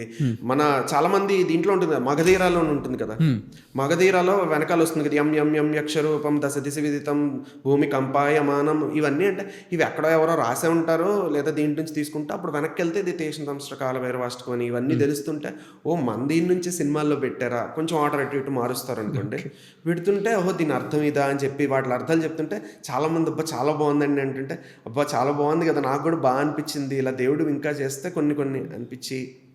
సో అలా వెళ్ళి నిజమే కదా మన మంత్రాల్లో వాటిల్లో కూడా ఇన్ని ఉన్నాయి కదా, జటాభుజంగ పింగళ స్ఫుర ప్రధామణి ప్రభా గతంబ కుంకుమద్రవత్, అది చెప్తుంటే కూడా నాకు రావణాసురుడు గూస్బంప్స్ వస్తాయి ఇప్పుడు. Beautiful sir. సార్ బట్ మాకు ఒక విషయం తెలిసింది, బాలసుబ్రహ్మణ్యం గారు మీ పేజ్ స్టార్ట్ చేయడానికి ఒక ఇన్స్పిరేషన్ అని అంట, అది ఎంతవరకు నిజం? అది ఖచ్చితంగా నిజం. ఎందుకంటే పాడుతా తీగ నేను మా అమ్మ కూర్చొని చూస్తున్నప్పుడు మా అమ్మ నాతోని చిన్నప్పటి నుంచి చెప్పేది ఏంటంటే, ఒరే నువ్వు ఈ పాటలు విను, సప్తపది పాటలు విను. చిన్నప్పటి నుంచి నన్ను కొంచెం ఇది చేసేది. మా అమ్మ కొంచెం ఇలా అంటుంది, నాకు తెలుగు భాష ఇష్టం ఉంది కానీ మా అమ్మ చెప్తున్న సినిమా సాహిత్యం అది ఇది పర్వాలేదులే, ఓకే ఏదో ఉంటుంది అనుకున్నాను. ఈవిడ ఎక్స్ప్లెయిన్ చేసింది ఓ రోజు, బాగుంది చాలా బాగుంది అనుకున్నాను. కానీ ఆయన ఇలాంటివి ప్రతి ప్రోగ్రాంలోనే ప్రతి దీని గురించి ఆ సంగీత విద్వాంసుడు ఎంత పురుటి నొప్పులు పడి ఆ సంగీతాన్ని ఇచ్చాడో, ఒక కవి ఎంత కష్టపడి కలం పెట్టి అంత అద్భుతమైన కవిత రాశాడో, ఇవన్నీ అక్కడ పెట్టేసరికి అవన్నీ ఆయన ఎక్స్ప్లెయిన్ చేస్తుంటే అసలు నిజంగా నాకు కళ్ళమ్మ నీళ్ళు వచ్చేవి. ఇంత కష్టపడి రాస్తున్నారు సాధారణ జనానికి అంటే నేను ఇదంతా మర్చిపోయాను. సాధారణ జనానికి ఎంత అవసరమా, వీళ్ళు చదువుతారో వీళ్ళు చూస్తారని కాదు, వాళ్ళెంత కష్టపడ్డారా, వాళ్ళెంత చేశారా, అసలు నిజం కదా. మనం గ్రహించుకుంటే ఇంత ఉందా, మనకి ఎప్పుడైనా నాలెడ్జ్లో ఉన్న బ్యూటీని గ్రహిస్తే మిగిలిన బ్యూటీ నాకు ఎందుకో కొంచెం తక్కువగా అనిపిస్తుంది. ఎందుకంటే నేను ఒకటి చెప్తా, ఒక అందమైన అమ్మాయిని మన ఊహ అనేది ఒకటి ఉంటుంది, మనం ఒక అందమైన అమ్మాయిని ఎప్పుడు మన ఊహతో కంపేర్ చేసుకుంటాం. So imagination, again coming back to books, మనం ఊహించుకుంటే వచ్చే ఏదైతే ఉంటుందో అది ఆన్ స్క్రీన్ వచ్చేసరికి కొంచెం తగ్గుతుంది అనుకుంటాడు. సో ఇప్పుడు మనం హ్యారీ పాటర్ అయినా సరే, మనం మామూలుగా చాలా అద్భుతంగా ఉందంటే సినిమా చూసి, పుస్తకాలు చదివిన ఇందులో చాలా తగ్గింది సార్, మన పుస్తకాలైనా సరే ఏదైనా ఒక సినిమా తీసానంటే అంత సినిమా ఉండేది ఇంతే. సో అంటే మన ఇమాజినేషన్కి మీట్ అవ్వట్లేదు. So return script. సో ఆ రకంగా ఆయన బాలసుబ్రహ్మణ్యం గారు నన్ను చాలా ఇది చేశారు, ఇన్స్పైర్ చేశారు. అండ్ ఆయన ఎప్పుడు ఏ స్టేజ్ ఎక్కినా సరే దాని గురించి మాట్లాడడం అన్నది వదలదు. స్వరాభిషేకం ఫ్రమ్ హిస్ స్టార్ట్, ఎప్పుడైతే ఆయన ప్రోగ్రామ్ స్టార్ట్ చేశారు ఈటీవీలో, స్వరాభిషేకం కానీ ఎక్కడైనా సరే ఆయన ఎప్పుడు ఎక్కడికి వెళ్ళినా కూడా వీటి గురించి మాట్లాడుతూనే ఉన్నారు. సో దిస్ ఇన్స్పైర్డ్ మీ, అరే we should talk about this. ఆ రోజు ఏం జరిగింది సార్ అసలు? ఆ రోజు ఏం జరిగింది అసలు? ఒక పేజ్ క్రియేట్ చేసి మనం కంటెంట్ క్రియేట్ చేయాలని ఎందుకు డిసైడ్ అవ్వాలి? నాకు అసలు అన్లిమిటెడ్ కనబడుతున్నాయి options. Like that one day okay వెండితెర వాకిలి అన్నది మొదలు పెట్టాలి అనుకుంది. ఐ వాజ్ తర్జన పడుతున్నాను, నా ఉద్యోగ సమస్యలో ఉన్నాను. కానీ నాకు ఇప్పటికే అది ఉంది, చాలా ఉన్నాయి, చాలా చెప్పాలి, అసలు గొప్ప గొప్ప రచనలు ఇంకా పాతవి ఇంకా చాలా ఉన్నాయి. సముద్రాలు గారు రాసినవి, దాశరథి రంగాచార్యులు గారు రాసినవి, ఇంకా చాలా ఉన్నాయి. మా ఆత్రేయ గారు, ఆరుద్ర గారు, వీళ్ళందరూ రాసిన పాటలు ఉన్నాయి, వీటి గురించి మాట్లాడాలి. అదేంటది మన ఇంట్లో భోజనం గురించి, వేడి అన్నం మీద కమ్మని పప్పు కాచి నెయ్యి పప్పు దప్పడం కలిపి కొట్టడం భోజనం, వనభోజనాల గురించి రాశారు. ఇప్పుడు వనభోజనాలు అన్నది మనం ఇప్పటికీ కొంతమంది వెళ్తున్నారు, కానీ అందరం కలిపి గెట్ టుగెదర్లో మనకి నోరూరిపోయి, ఇప్పుడు మనకి ఎవరైతే ఫుడ్ వీలాగ్స్ అవి చేస్తారో అది మనకు ఒక పాటలోనే చెప్తున్నారు, వేడి అన్నం మీద కమ్మని పప్పు కాచిన అంటే మన నోరూరిపోతుంది ఇక్కడ. సో ఇలాంటివి చూస్తున్నప్పుడు అరే ఇలాంటివి చాలా ఉన్నారా, చెప్పేయాలి, ఎలాగైనా చెప్పాలి, రోజుకో రీల్. నా ప్రాబ్లం ఏంటంటే రోజు కూడా చెప్పాలంటే రీల్స్ బెటర్. ఓకే, రోజుకో వీడియో నేను పెట్టి చేసి వాళ్ళు చూసాను తోపిక ఇదంతా టైం అయిపోతుంది.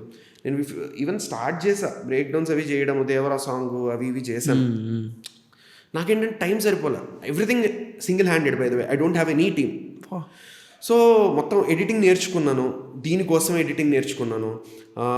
ఇన్ఫ్యాక్ట్ నాకు ఓపెన్గా చెప్పడానికి కాపీ స్ట్రైక్స్ పడ్డాయి. నేను అంటే అది పెట్టి కింద మీనింగ్స్ రాస్తుంటే జనాలు చదవాలి, చదివి నేర్చుకోవాలి, ఫార్వర్డ్ చేయాలనుకుంటే కాపీ స్ట్రైక్స్ పడ్డాయి. నేను మంచిగా చేస్తున్న కాపీ స్ట్రైక్స్ పడ్డాయి. గుడ్ ఆర్ బ్యాడ్ ఏం జరిగిందంటే నేనే స్క్రీన్ ముందుకు వచ్చేసి సరే నేనే చెప్దాం. కానీ నాకు ఇంకొక ఛాలెంజ్ ఏమొచ్చిందంటే, ఇప్పుడు నేను ఒక మంచి పాట ఉంటుంది, దాన్ని నేనే ఎక్స్ప్లెయిన్ చేస్తున్నప్పుడు అది ఆ ట్యూన్లో లేకపోతే ఒక ఫీల్ కనెక్ట్ మిస్ అవుతారని, సరే నా గొంతుకు భరించినోడిది భరించిన పాపం. నేను అందుకే చాలామంది చెప్తాను, మీ గొంతుకు బాగోలేదండి, ఇది మీరు పాడకండి, ఇంకోటి సరేనండి, మీరు ఒకటే గ్రహించుకోండి, అందులో ఉన్న సాహిత్యం విలువలు వీటి గురించి చెప్పాలనుకున్నాను. సంగీతం కేవలం మీకు కనెక్ట్ అవ్వడం కోసమే, don't consider me as a singer అసలు. సో దానికోసమని రీల్స్ అయితే కరెక్ట్ అనిపించింది. సో అంత ఉంది కాబట్టి నేను రీల్స్ చేసుకుంటూ వచ్చాను. మొదట్లో రోజుకి 2 రీల్స్ చేసేవాడిని, తర్వాత ఇప్పుడు తగ్గించి 3 రోజులకు ఒక రీల్ అలా చేస్తున్నాను. But still I find immense things ఉన్నాయి that we have to talk about. కానీ ఎక్కడో ఇంకా ఇంకా ఇంకా చెయ్యాలి, ఇంకా ఇంకా చెయ్యాలి అన్న కోరిక is giving me consistency. Beautiful sir.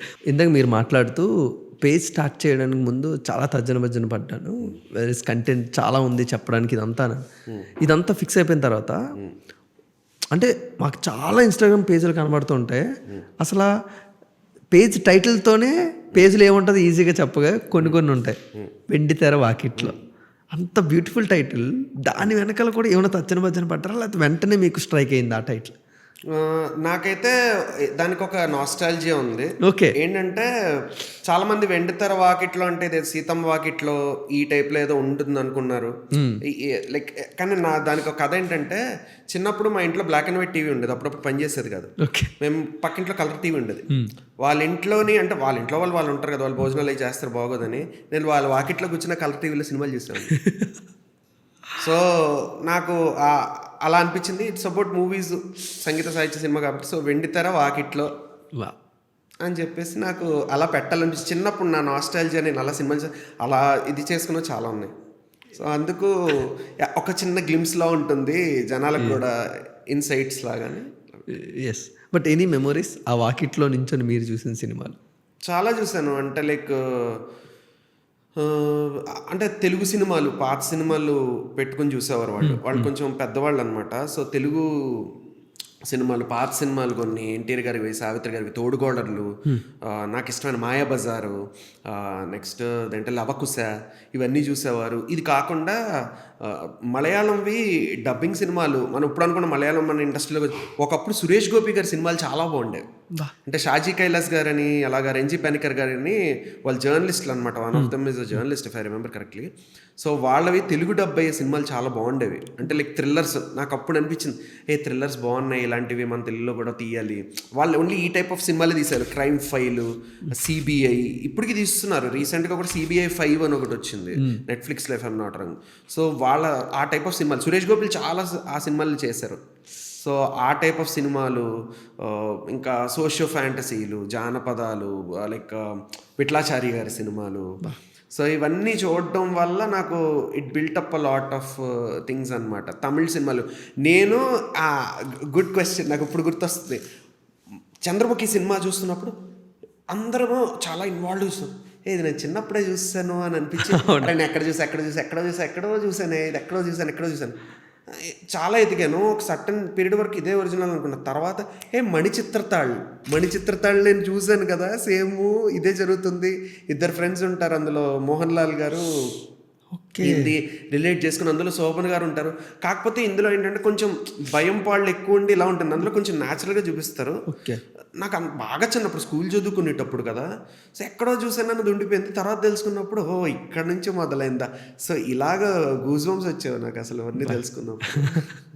Sir, but childhood నుంచి ఇప్పటి వరకు మీ మనసులో చిరస్థాయిగా నిలిచిపోయిన కొన్ని తెలుగు సినిమాలు, అంటే మీ ఆలోచించే విధానాన్ని కానీ, మీరు మాట్లాడే విధానాన్ని కానీ, మీరు ప్రేమించే విధానాన్ని కానీ, ఇవి మార్చే భాషని. ఓకే, నేను సినిమా పేర్లు చెప్పడం కొంచెం టఫ్, ఎందుకంటే చాలా ఉన్నాయి. ఇప్పుడు నేను చెప్పేసిన తర్వాత మళ్ళీ ఇంటర్వ్యూ చూసుకున్న తర్వాత అరే ఈ సినిమా పేరు మర్చిపోయినా అని అనిపించుకోకూడదు. సో నేను ఏంటంటే మెయిన్ సేమ్ ఇదే, ఒక మన కల్చర్ని, సంగీతాన్ని, సాహిత్యాన్ని ఎంకరేజ్ చేసిన కె విశ్వనాథ్ గారి సినిమాలు కానీ, మన భాష పట్ల ఎంతో ఇది చూపించిన జంధ్యాల గారి సినిమాలు కానీ, ఇది మాత్రమే కాకుండా అప్పట్లో చాలా సినిమాలు అంటే డిఫరెంట్ డైరెక్టర్స్ ఉన్నారు కానీ మన ఇంట్లో జరిగే కథల్ని చెప్పేవారు. ఇప్పుడు చెప్పాను కదా ఇంతకు, ఆడదే ఆధారం కానీ, నెక్స్ట్ కలికాలం అని చెప్పే సినిమా కానీ, అంటే మన ఇంట్లో కొడుకులు, కూతుళ్ళు, తల్లిదండ్రుల మధ్య భావబాంధవ్యాలు ఎలా దెబ్బతింటున్నాయి, దాన్ని ఎలాగా ఇది చేసుకోవచ్చు, ఇంప్రూవైజ్ చేసుకోవచ్చు. సో ఇలాంటివి కొన్ని సినిమాలు ఉంటాయి వాటి గురించి కానీ. లైక్ ఎస్వి కృష్ణారెడ్డి గారి సినిమాలు, even it came up till then, EVV Satyanarayana గారు దానికి ఒక కామెడీ టచ్తో కొంచెం జోక్స్ అవి ఇవి యాడ్ చేసి ఆయన విధానంలో తీసుకొచ్చారు. సో నాకు అనిపిస్తుంది ఆ ఫ్యామిలీ టైప్ ఆఫ్ ఇది ఇప్పుడు అంటే మన ఇంట్లో జరిగే కథల్లోవి ఇప్పుడు ప్రస్తుతం రావట్లేదు, వస్తే బాగుండు. కానీ వాటి నుంచి నేను నా ఫ్యామిలీ విలువలు తెలుసుకోవడం, లేదా లైఫ్ వాల్యూస్ తెలుసుకోవడం, ఓకే మనిషి అంటే ఇలా ఉండొచ్చు, ఇలా చెయ్యాలి అన్న తెలుసుకోవడం, ఈ భాష బట్టి ఒక జోక్. నేను actually dialogue writer and lyricist కూడా, ప్యారల్గా వర్క్ చేశాను. కానీ అన్ఫార్చునేట్లీ వర్క్స్ బయటకు రాలేదు. బట్ అదే చెప్తున్నాను కదా, అవన్నీ కూడా అక్కడి నుంచి నేర్చుకున్నాను. జంధ్యాల గారి రచనలు నాకు చాలా ఇష్టం, నాకు చాలా ఇన్స్పిరేషన్ ఆయన రచనలు. కానీ సో బాపు రమణాలు గారు ఉన్నారు, సో వాళ్ళిద్దరైతేనేమి ఇంకా చాలామంది ఉన్నారు డైరెక్టర్స్, సినిమాస్ అనే కాదు, ఇలా నాకు ఏదైతే మోరల్ వాల్యూస్ చెప్పినవి.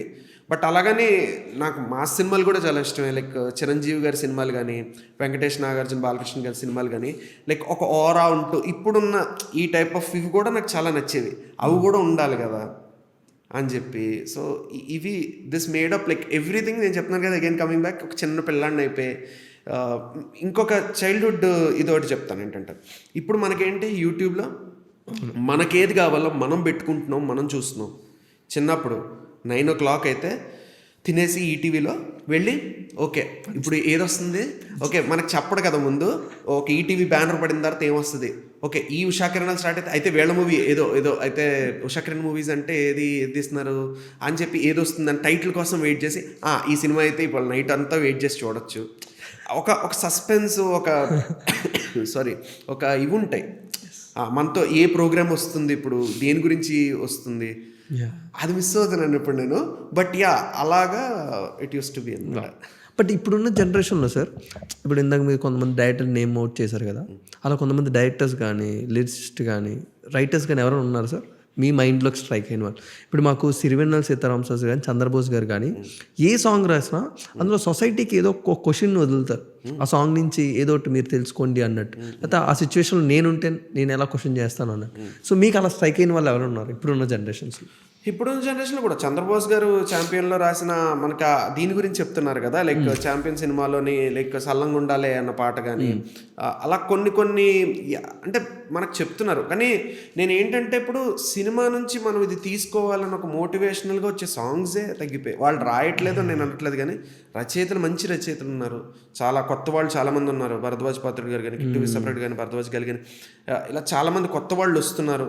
పాత వాళ్ళు మాత్రమే కాదు, కొత్త నీటికి కూడా దారిస్తున్నారు. ఇది ఎవరు రాశారు, ఏం చేశారని జనాలు చూస్తున్నారు. కానీ వాళ్ళకి ఆస్కారం దొరకాలి, సినిమాలో రాయాలి అన్నది, దానికి స్థానం దొరికితే వాళ్ళ పరిభాషలు ఇవన్నీ చాలా బాగున్నాయి. నేను మాట్లాడుతున్నప్పుడు కూడా నేను కిట్టు విశ్వప్రగడతో మాట్లాడుతున్నప్పుడు కూడా నాకు అది అనిపిస్తుంది. దాన్ని ఏంటంటారు, రాణే గీత దాటి కథే మారే అన్నప్పుడు అదేంటిది తోటలో రాజు కోటలో రాణి అన్నది ఇది వచ్చినట్టుంది కదా, ఎందుకంటే ఆ థీమ్ వచ్చింది కదా, ఇది ఎలా కుదిరిపోయింది కదా అన్న ఐడియాలజీ వచ్చింది. సో అది హౌ ఇట్ గోస్, ఆ ఫ్లో అన్నది తను చాలా బాగా రాశారు తను. సో అలాగే చాలామంది ఉన్నారు ఇప్పుడు లిరిసిస్ రాసేవాళ్ళు కూడా, కొత్త వాళ్ళు. So I feel that there should be more challenges. At the same time ఇది రాగలిగితే వాళ్ళు కూడా కొత్తదనం ఇవ్వాలనుకుంటే it's combined effort I feel. But ఇంకా రావాలి వాళ్ళకి ఛాన్సెస్. దాన్ని ఏంటంటారు, every time it shouldn't be just a romantic song or hero elevation song. There should be something. ఎప్పుడైనా పాట మనకి ఎప్పుడు వస్తుంది, మాటల్లో చెప్పలేని భావాన్ని, ఎమోషన్ని పలికించడానికే కదా పాట వస్తుంది. లేదా ఆ సినిమాలో మొత్తం జరిగింది, ఇప్పుడు ప్రేమంటే ఏమంటే చెప్పేసే మాట ఉంటే ఆ మాటకి తెలుసన్నా ప్రేమ అంటే అంటారు కదా. సో ప్రేమ గురించి నువ్వు వస్తాను నేర్దంటల్లో ఆ ఒక్క దీంట్లోనే అసలు ప్రేమకే ఇది తెలియదు, అంత ఇన్ఫినిట్. అది చరిత్రలు సైతం చదవమైన, కవితలు సైతం పలకని భావం, సరిగొమ్మలు ఎరుగని మధురేమో ప్రేమ అంటే. సో అందుకు అలా వస్తుంది కదా. సో అది కవికి ఇవ్వగలగాలి, ఆ స్కోపు అది ఇవ్వగలగాలి, అప్పుడు వాళ్ళు ఎక్స్ప్లోర్ చేస్తారు. సార్ అంటే ఇప్పుడు మీరు చెప్పినట్టే ఒకప్పుడు ఎస్పీబీ గారు పాడే ప్రతి పాట వెనకాల ఎంత కష్టపడ్డారో ఆయన ఎలా ఎక్స్ప్లెయిన్ చేసేవారు.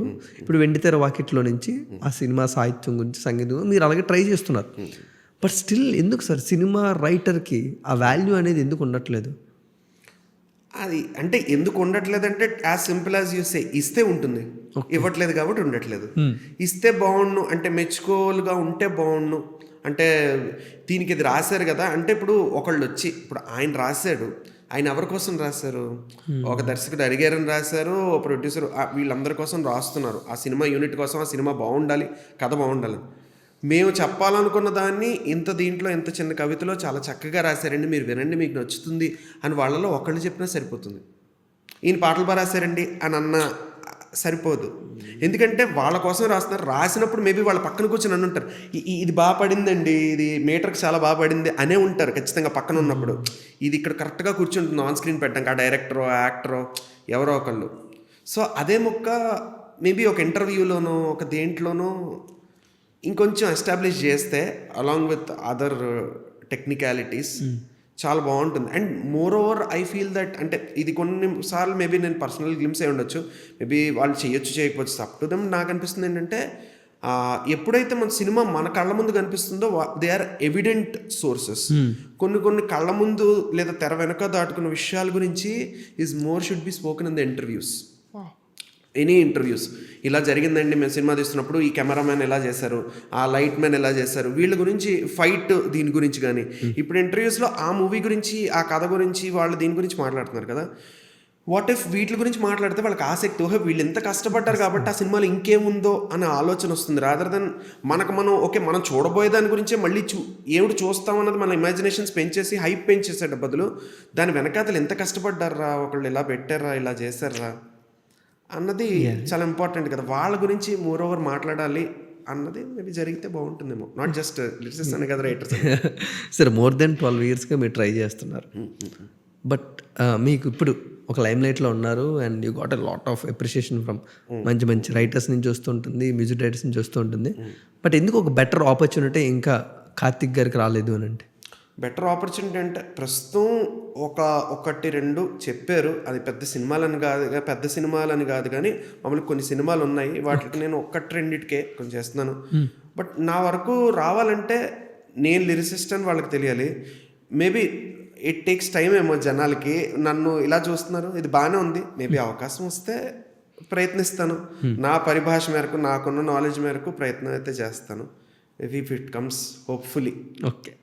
బట్ మీరు ఏ ఎమోషన్ని బాగా రాయడానికి ఇష్టపడతారు సార్?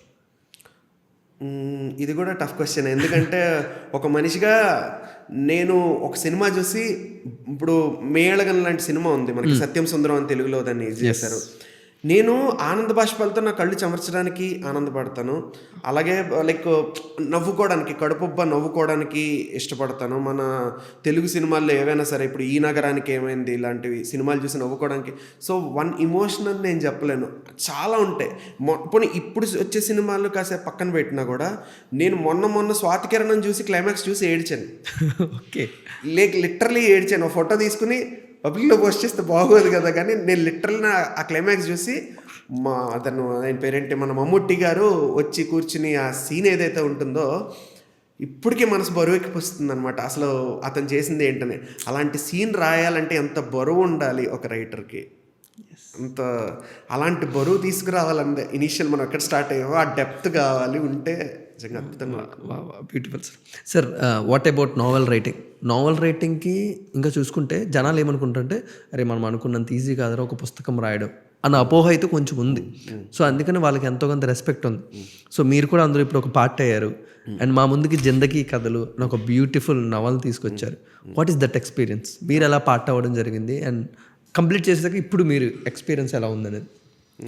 యాక్చువల్లీ నేను జిందగీ కథలు అనేది ఒక నవల్ కాదు, జిందగీ కథలు 12 కథలు ఉంటాయి. అది కథల పుస్తకం, కథల సంకలనం అంటాం. సో సంకలనం అంటే it's a collection of stories. So ఆ కలెక్షన్ ఆఫ్ స్టోరీస్లో చాలా కథలు ఉన్నాయి, అంతమంది రైటర్స్ ఉన్నారు. నాది మొదటి కథ మాత్రమే, ఊయిలా అని చెప్పి ఒక మొదటి కథ ఉంది. సో ఆ కథతో పాటు మొదటి కథ నాదైతే I'm feeling very much prouder than నేను కథ రాయడం ఇలా పబ్లిష్ అవ్వడం కాదు. ఆ లాస్ట్ కథ ఏదైతే ఉందో సుహాస్ కృషి అని 2వ క్లాస్ చదివే కుర్రవాడు రాశాడు ఆ కథ, సివిక్ సెన్స్ మీద. దట్ ఈవెన్ మోర్ ఇది చూసి రాయాలి కదా ఒక కథ జనాలు అని చెప్పి ఇన్స్పిరేషన్గా ఉంటుందని నేను దాంట్లో రీల్ కూడా చేశాను. సో కథలు రాయడంతో మొదలు పెట్టండి. నవలలు అంటే చాలామంది ఏమిటంటే, ఇప్పుడు నవల్స్ అనగానే కూడా చాలామంది ఇప్పుడు గంటల తరబడి చదవాలరా, ఒక కథ అంటే 5 నిమిషాల్లో అయిపోతుంది, 5 పేజీల్లో అయిపోతుంది. సో కథలతో మొదలు పెట్టండి, కథలు చదవడంతో మొదలు పెట్టండి. ఇంతకన్నా మనం ఎక్కువ వెళ్ళొచ్చు అనుకున్నప్పుడు నవల్స్ వైపు వెళ్ళండి. మళ్ళీ కూర్చోబెడతారు. కొన్ని నవల్స్లో డిస్క్రిప్షన్ డీటెయిల్గా ఉంటుందంటే మీకు మళ్ళీ ఇది క్రియేట్ చేస్తారు, పర్స్పెక్టివ్ క్రియేట్ చేస్తారు. ఇప్పుడు జబరక బబ్రా అనే శ్మశానం గురించి యండమూరి వీరేంద్రనాథ్ గారు తులసీదళంలో 2 పేజీలు అంత ఎక్స్ప్లెయిన్ చేస్తారు, ఓన్లీ శ్మశానాన్ని. అది ఎంతలా అంటే ఇప్పుడు మనం సినిమాలో చూసి వీటికన్నా అది చదువుతుంటేనే మన ఇమాజినేషన్లో చాలా భయం వేస్తుంది. నేను రీసెంట్గా మళ్ళీ అది ఇది చేసుకున్నప్పుడు, చదివినప్పుడు ఐ వాంట్ మళ్ళీ నెమరేసుకుందాం అనిపించి మళ్ళీ చదువుకున్నప్పుడు కూడా అదే ఇనీషియల్ ఎప్పుడు చదివినా అదే ఫీల్. సో ఈ డెప్త్ కావాలి. సో నవల్స్ బదులు ముందు కథలు చదవండి, మీరు కథలు రాయండి.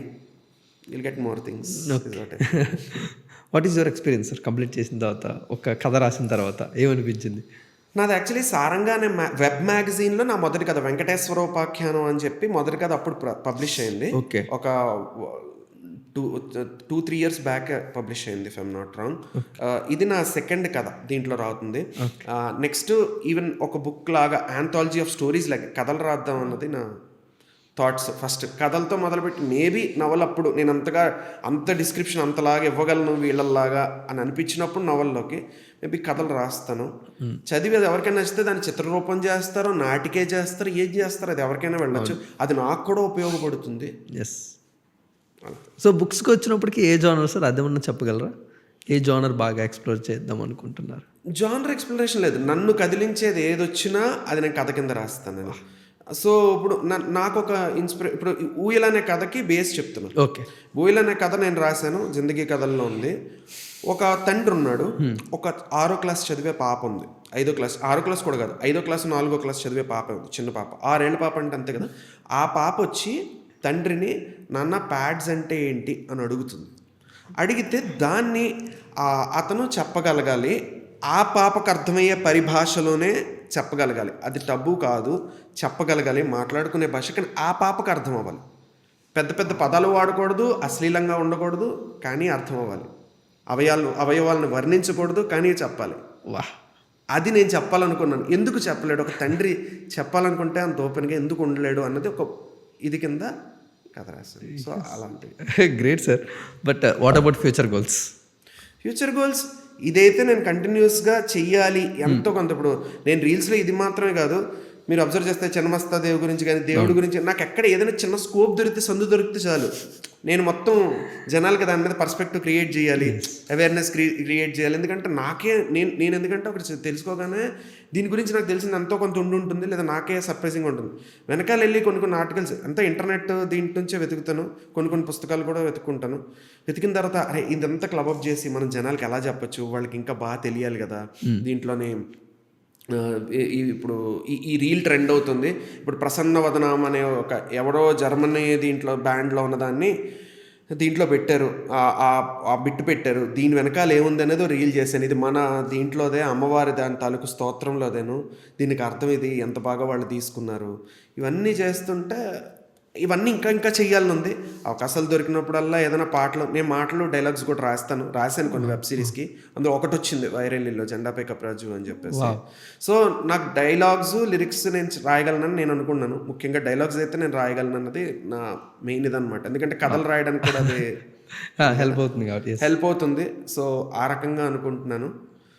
సో అలా ఏమైనా అవకాశాలు వచ్చినప్పుడు అది చేస్తూ, కథలు రాస్తూ, ఇలా అందరిలోని ఒక కథలిక ఏమైనా కుదిరితే క్రియేట్ చేయడానికి ట్రై చేస్తూ ఉంటాను. Beautiful sir. సార్ మీరు చాలా లిరిక్స్ని డీకోడ్ చేస్తుంటారు కదా, లైఫ్ అనే దాన్ని డీకోడ్ చేసి చెప్పాలంటే ఒక 2 lines మీరు ఏదైనా చెప్పగలరా సార్? ఒక లిరిక్లో మీరు బాగా చదివింది కానీ, ఒక లిరిక్ రైటర్ రాసింది కానీ మీకు ఏమైనా గుర్తొస్తుందా సార్? ఒక లిరిక్ రైటర్ రాసింది నాకు గుర్తు రావట్లేదు, కానీ వాట్ ఎవర్ సాంగ్ నేను ఒకటే అనుకుంటా, అంటే లిరిక్ రైటర్ అని కాదు కానీ నాకు ఒక ప్రయాణం అని అనిపిస్తుంది. జీవితం అంటే ఎప్పటికీ ఒక ప్రయాణమే. ఆ ప్రయాణంలో మనకి ఎన్నో మజిలీలు వస్తూ ఉంటాయి. ఎప్పుడు మనది వచ్చినప్పుడు అప్పుడు దిగిపోతాం. కానీ ఆ ప్రయాణంలోని అన్నీ ఆస్వాదించాలి, కష్ట సుఖాలు ఆస్వాదించాలి. ఒక్కొక్కసారి నీ కిటికీలోంచి ఏమీ కనిపించవు, ఒక్కొక్కసారి చాలా అద్భుతాలు కనిపిస్తాయి. ఒకసారి నీతో పాటు ఉన్న వాళ్ళతో కలిపి కొన్ని పంచుకుంటావు, ఇది బాగుంది చూడండి ఇది అని చెప్పేసి. ఒక్కొక్కసారి నువ్వు ఒక్కడవే ఉండాల్సి వస్తుంది, చుట్టూరా ఏమి ఉండదు. సో అదొక ప్రయాణం. నువ్వు దేన్ని ఒక టార్గెట్లా పెట్టుకోకుండా ప్రతిదాన్ని జీవితంలో ఒక ప్రయాణంలా తీసుకుని ఆ ప్రయాణాన్ని ఎంజాయ్ చేసినప్పుడు, చాలా మంది పాటల్లో కూడా రాశారు కాబట్టి చెప్తున్నాను నేను, జీవితం అంటే ప్రయాణం అని. సో దాన్ని ఒక ప్రయాణం కింద తీసుకున్నప్పుడు దాన్ని ఎంజాయ్ చేస్తారు. అదర్ దాన్ ఇప్పుడు నాకు ఈ గోల్ ఉంది, దీన్ని నేను అచీవ్ చేసేస్తే అయిపోతుంది. దాని తర్వాత ఏంటి, ఇప్పుడు నేనే ఉన్నాను, సరే నాకు లిరిసిస్ట్ అవ్వాలని ఉంది అన్నది నాకు గోల్ కింద పెట్టుకున్నా, కథ రాయాలని అయిపోయింది. ఫస్ట్ కథ పబ్లిష్ అయిపోయింది, ఇంకా అయిపోయినా పెన్ క్యాప్ పెట్టేసి వెళ్ళిపోయినా కాదు కదా. ఆ ప్రయాణాన్ని ఎంజాయ్ చేస్తారు. ఈ కథ ఎలా వచ్చిందంటే ఇంతకన్నా మంచిగా ఇంకేమైనా చెప్పొచ్చేమో, ఈ పాటకి ఈ అవకాశానికి ఎలా వచ్చిందంటే. So it's a journey. ఒక లిరిక్స్ అయినా ఏదైనా సరే is what I feel. Beautiful sir. Sir అసలు మీరు ఇప్పుడు ప్రయాణం మొదలు పెట్టారు కదా, ఈ ప్రయాణంలో ఏది సాటిస్ఫాక్షన్ ఇస్తుంది మీకు? How you satisfied your self? Okay, నన్ను సాటిస్ఫాక్షన్ క్రియేట్ చేసేదంటే సేమ్ వే నేను చేసే పనిని ఏదైనా కొత్తగా ఉండడానికి ప్రయత్నిస్తాను. నేను ఏదైనా కొత్తగా చేయడానికి ప్రయత్నిస్తాను. ఈరోజు ఎవ్రీడే నా ప్లేలిస్ట్ మార్చేసుకుంటూ ఉంటాను నేను. సో దట్ ఈరోజు నా మూడ్నే అది డిసైడ్ చేస్తుంది అన్నట్టు నేను పెట్టుకుంటా. ఏదైనా కొత్త పుస్తకం అయినా చదవడానికి ప్రయత్నిస్తాను. నాకు ఏదైనా ఒక కోపం, ఒక ఉద్వేగం, ఒక ఆనందం ఏదొచ్చినా సరే దాన్ని ఆపుకోలేను అన్నప్పుడు దాన్ని తీసుకొచ్చి దానికి రిలేటెడ్ ఏమైనా ఉంది. ఇప్పుడు పట్టరాని ఆనందం ఉంది, ఆ ఆనందాన్ని నేను ఇంకా ఎక్సైట్ అయ్యే ఏదైనా ఒక పాట తాలూకు రీల్ని ఎక్స్ప్లెయిన్ చేయడంలో పెట్టేద్దామని అలాంటిది ఒక పాట ఎత్తుకుని అల్లప్పుడు దాని గురించి రాద్దాం అనుకున్నాం కదా. ఆ టైంలో నా రీల్ని ఎత్తుకుంటాను, నేను లిస్ట్ రాసుకుంటా, అది ఎత్తుకుని దాంట్లో పెట్టేస్తే నేను అందుకే చెప్పే విధానంలో మేబీ నేను కనెక్ట్ అవుతానని అనుకున్నాను జనాలు. నేనే ఆశ్చర్యపోతూ ఇదైపోతూ చెప్తాను కదా. సో అది ట్రై చేస్తుంటాను నేను బేసిక్గా. సో నాకు నా ఎమోషన్స్ అన్నిటిని తీసుకొచ్చి వర్క్లో పెట్టడం, చుట్టూరు చూసిన దాన్ని. అండ్ ఇంకోటి ఏంటంటే మనం ఎక్కడైనా ఒక ప్లేస్కి వెళ్తే చాలామంది ఏంటంటే, టు బి వెరీ ఆనెస్ట్, మన చేతిలో ఫోన్లు ఇక్కడ వరకు ఉంటాయి కానీ ఒక ప్లేస్కి వెళ్ళిన తర్వాత ఫోన్లు ఇక్కడ వరకు వచ్చాయి అనుకుంటాను. ఎందుకంటే మనం ఆ బ్యూటీని ఇలాగా ఫోన్తోనే క్యాప్చర్ చేస్తాం. కాసేపు నేను ఏం చేస్తాను, ఫోటోలు కూడా నాకు కూడా ఇష్టం. నేను చెప్పాను కదా ఫోటోగ్రఫీ చేసి అయినా ఫస్ట్ జేబులో పెట్టేస్తాను ఫోను. కాసేపు నేనే తేరిపారా రిజిస్టర్ చేస్తాను ఆ ప్లేస్ని. అప్పుడు మంచి బ్యూటిఫుల్ ప్లేస్ అనుకోండి, మంచి బ్యూటిఫుల్ ప్లేస్తో వస్తే నాకు ఇప్పుడు గీతాంజలి ఇలాంటి పాట గుర్తొస్తుంది. ఆమని పాడవే హాయిగా, అబ్బా ఇలాంటి ఒక పాట వస్తుంది. అది కోర్ మెమరీ క్రియేట్ చేస్తుంది నేను ఆ ప్లేస్కి వెళ్ళినందుకు. సో ఆ కోర్ మెమరీ క్రియేట్ అయితే రేపు జీవితంలో మళ్ళీ ఒకసారి తిరిగి చూస్తే అరే నేను ఒక ప్లేస్కి వెళ్ళాను రా, ఒక నేచర్ దీన్ని చూశాను రా అనుకున్నప్పుడు రిలేట్ అవుతాం. అది నాకు ఇష్టమైన థింగ్. ఇప్పుడు ప్యారిస్ వెళ్ళినప్పుడు ఎగ్జాంపుల్, ఇదేదో కొంచెం ఇదిలా ఉంది, జనరిక్గా ఉంది. నేను ఎగ్జాంపుల్ ప్యారిస్ వెళ్ళాను, ఈఫిల్ టవర్ చూశాను, మన్మధుడో పాట పెట్టుకున్నాను. అది నాకు కోర్ మెమరీ. వాళ్ళు ప్యారిస్ వెళ్తారా సినిమాలో అన్నది నేను ఐఎమ్ రీచ్ దట్. సో నేను ప్యారిస్ వెళ్ళినప్పుడు ఆ మన్మధుడు వైపు అక్కడ క్యారీ చేశాను. నేను ఎప్పుడు వచ్చేసినా మళ్ళీ నాకు ఆ Manmadhudu cinema. So I relate movie with my life, books with my life, songs with my life, lyrics. So it's everything is a cycle లా అనిపిస్తుంది. సో నేను ఈ చిన్న దీంట్లో బతికేస్తుంటాను. Beautiful sir. ఈరోజు వెండితెర వాకిట్లోని చాలామంది ఫాలో అవుతారు, 2 lakhs+. అందులో ఒక్కొక్కరితో ఒక్కొక్క థాట్ ఉంటుంది సార్ ఫాలో అవడం వల్ల. ఇప్పుడు నేను ఒక సినిమాలో వర్క్ చేస్తున్నాను కాబట్టి నేను ఆ పాటను నార్మల్గా విని రేపు మీరు ఎక్స్ప్లెయిన్ చేసినప్పుడు ఓహో ఈ పాటలో ఇంత అర్థం ఉందా, ఈరోజు ఇది తెలుసుకోగలిగాను వెండితెర వాకిట్లో అని కొన్నిసార్లు అనుకుంటాం. ఓహో తనకు తెలిసిన దాంట్లో నాకు తెలిసి తెలుగు భాష ఒక 10% తెలిసేమని కొంతమంది అనుకుంటూ ఉంటాం. So one decision or one moment వెండితెర వాకిట్లో స్టార్ట్ చేసినప్పటి నుంచి ఈ రోజు వరకు దట్ ఫర్ ఎవర్ మీ మైండ్లో కానీ మీ హార్ట్లో కానీ గుర్తుండిపోయిన సిచ్యువేషన్ కానీ మూమెంట్ కానీ ఒక కన్వర్జేషన్ కానీ ఏదైనా గుర్తుందా సార్? నేను ఆల్మోస్ట్ నా దృష్ట్యా మీరు నా ఫాలోవర్స్ ఒకవేళ చూస్తున్నట్టయితే 90% ఆఫ్ నా ఫాలోవర్స్తో నేను చాట్ చేస్తాను. చాట్ చేసి వాళ్ళు అడుగుతారు, వాళ్ళతో నేను మాట్లాడతాను, వాళ్ళ అర్థాలు అడుగుతారు. వాళ్ళు ఇది నేను ఈ పదం విన్నాను, ఈ పాట ఎక్స్ప్లెయిన్ చేయండి అంటారు. ఆ పాట నేను ఎక్స్ప్లెయిన్ చెప్తా అలుగుతారు. నాకు అది కూడా నచ్చుతుంది. కానీ నేను ఒక్కడనే కదా చేసుకోలేకపోతే వాళ్ళకి నేను అర్థం చెప్పుకుంటాను. నేను ఎప్పుడు స్కిప్ కొట్టను, మేబీ నా వల్ల కాకపోతే కానీ తప్ప.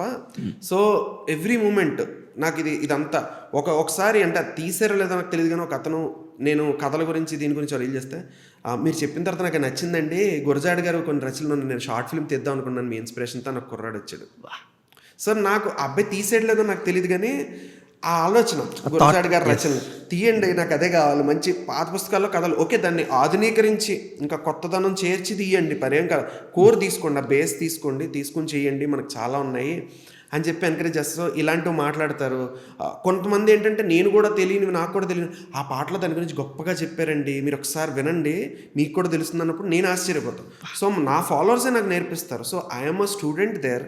నేను చెప్తూ నేర్చుకుంటాను, మీకు చెప్పడం కోసం నేర్చుకుంటాను, కామెంట్స్ నుంచి నేర్చుకుంటాను. మీరు అబ్జర్వ్ చేస్తే నేను తప్పు చేస్తే ఎవరైనా నాకు తప్పు అని చెప్తే దాన్ని పిన్ చేస్తాను నేను. ఎందుకంటే నేను తప్పు చేస్తానని నాకు తెలుసు కాబట్టి ఆ తప్పు అందరికీ తెలియాలని. నేను ఎప్పుడూ ఐఎమ్ నాట్ సెయింగ్ నేను చెప్పిందే ఇది దీని అర్థం అన్నది కాదు. దాన్ని పలు అర్థాల్లో తీసుకోవచ్చు, నేను మిస్అండర్స్టాండ్ కూడా చేసుకోవచ్చు. Sir I wish you great success sir. Thank you so much. చాలా మీనింగ్ఫుల్ స్మాల్ కన్వర్జేషనే జరిగింది, బట్ మాట్లాడుకోవాల్సింది బోల్డ్ అంత ఉంది. But any wrap up note for this beautiful conversation for your audience కానీ, మా ఆడియన్స్ గురించి కానీ, మీ ఫాలోవర్స్ గురించి కానీ, లేదా మీ జర్నీ గురించి కానీ? ర్యాపప్ నోట్స్ అంటే ఏం లేదు, సరదాగా దాన్ని ఏంటంటారు, మన కథల్ని కానీ అది సినిమా కథ ఇవ్వండి, నాటకాలు కానివ్వండి, మీరు చదవండి, చూడండి, ఇంకా వినండి, ఎంజాయ్ చేయండి. కాకపోతే నిశితంగా పరిశీలించండి ప్రతిదాన్నిను అండ్ ఎంజాయ్ చేయండి. జీవితాన్ని బాగా ఎంజాయ్ చేయండి. ఇలాంటి వాటిల్లో ఇంకా మీరు బాగా కోరిలేట్ అవ్వచ్చు. అండ్ నేను అలా కోరిలేట్ అయ్యాను, మేబీ మీరు కూడా అవ్వచ్చు. ఎలాగైతే మనం పాటలతో మన మూడ్ని ముడివేసుకుంటామో, నచ్చినప్పుడు లిరిక్స్ ఎలాగైతే మనకి ఇది వచ్చినప్పుడు, ఉద్వేగం వచ్చినప్పుడు, బాగా ఆనందం వచ్చినప్పుడు వింటామో, అలా ప్రతి ఇన్స్టెన్స్లోని మనం ముడేసుకోగలిగితే మనకి ఈ లోన్లీనెస్ కానీ ఏదైనా మూమెంట్లో మనకు ఒక ఇది క్రియేట్ అవుతుంది. మన కోర్ మెమరీస్కి వెళ్ళి మనం అక్కడ కాసేపు ఒక పదం ఉంటుందని ఎండ్యూరెన్స్ అంటారు, మనం ఆ ఎండ్యూరెన్స్ని బిల్డప్ చేసుకోవచ్చు ఇలాంటి వాటిల్లో. నేను అది చేస్తాను. మేబీ జనాలు కూడా అది చేస్తే మేబీ వాళ్ళకి డిప్రెషన్స్ కానీ ఇవేవి రాకుండా ఉంటాయని I feel. Yes, thank you so much sir. ఇంకా బ్యూటిఫుల్ జర్నీ మీకు ముందుంది. ఒక లిరిసిస్ట్గా, ఒక డైలాగ్ రైటర్గా చాలా తొందరలోనే సినిమా ఫీల్డ్లో మేము చూడాలి. దాంతోనే పాటు వెండితెర వాకిట్లో మాకు ఆ సినిమా సాహిత్య సంగీతాన్ని ఇప్పటికప్పుడు అందిస్తూ ఉండాలని మనస్ఫూర్తిగా కోరుకుంటూ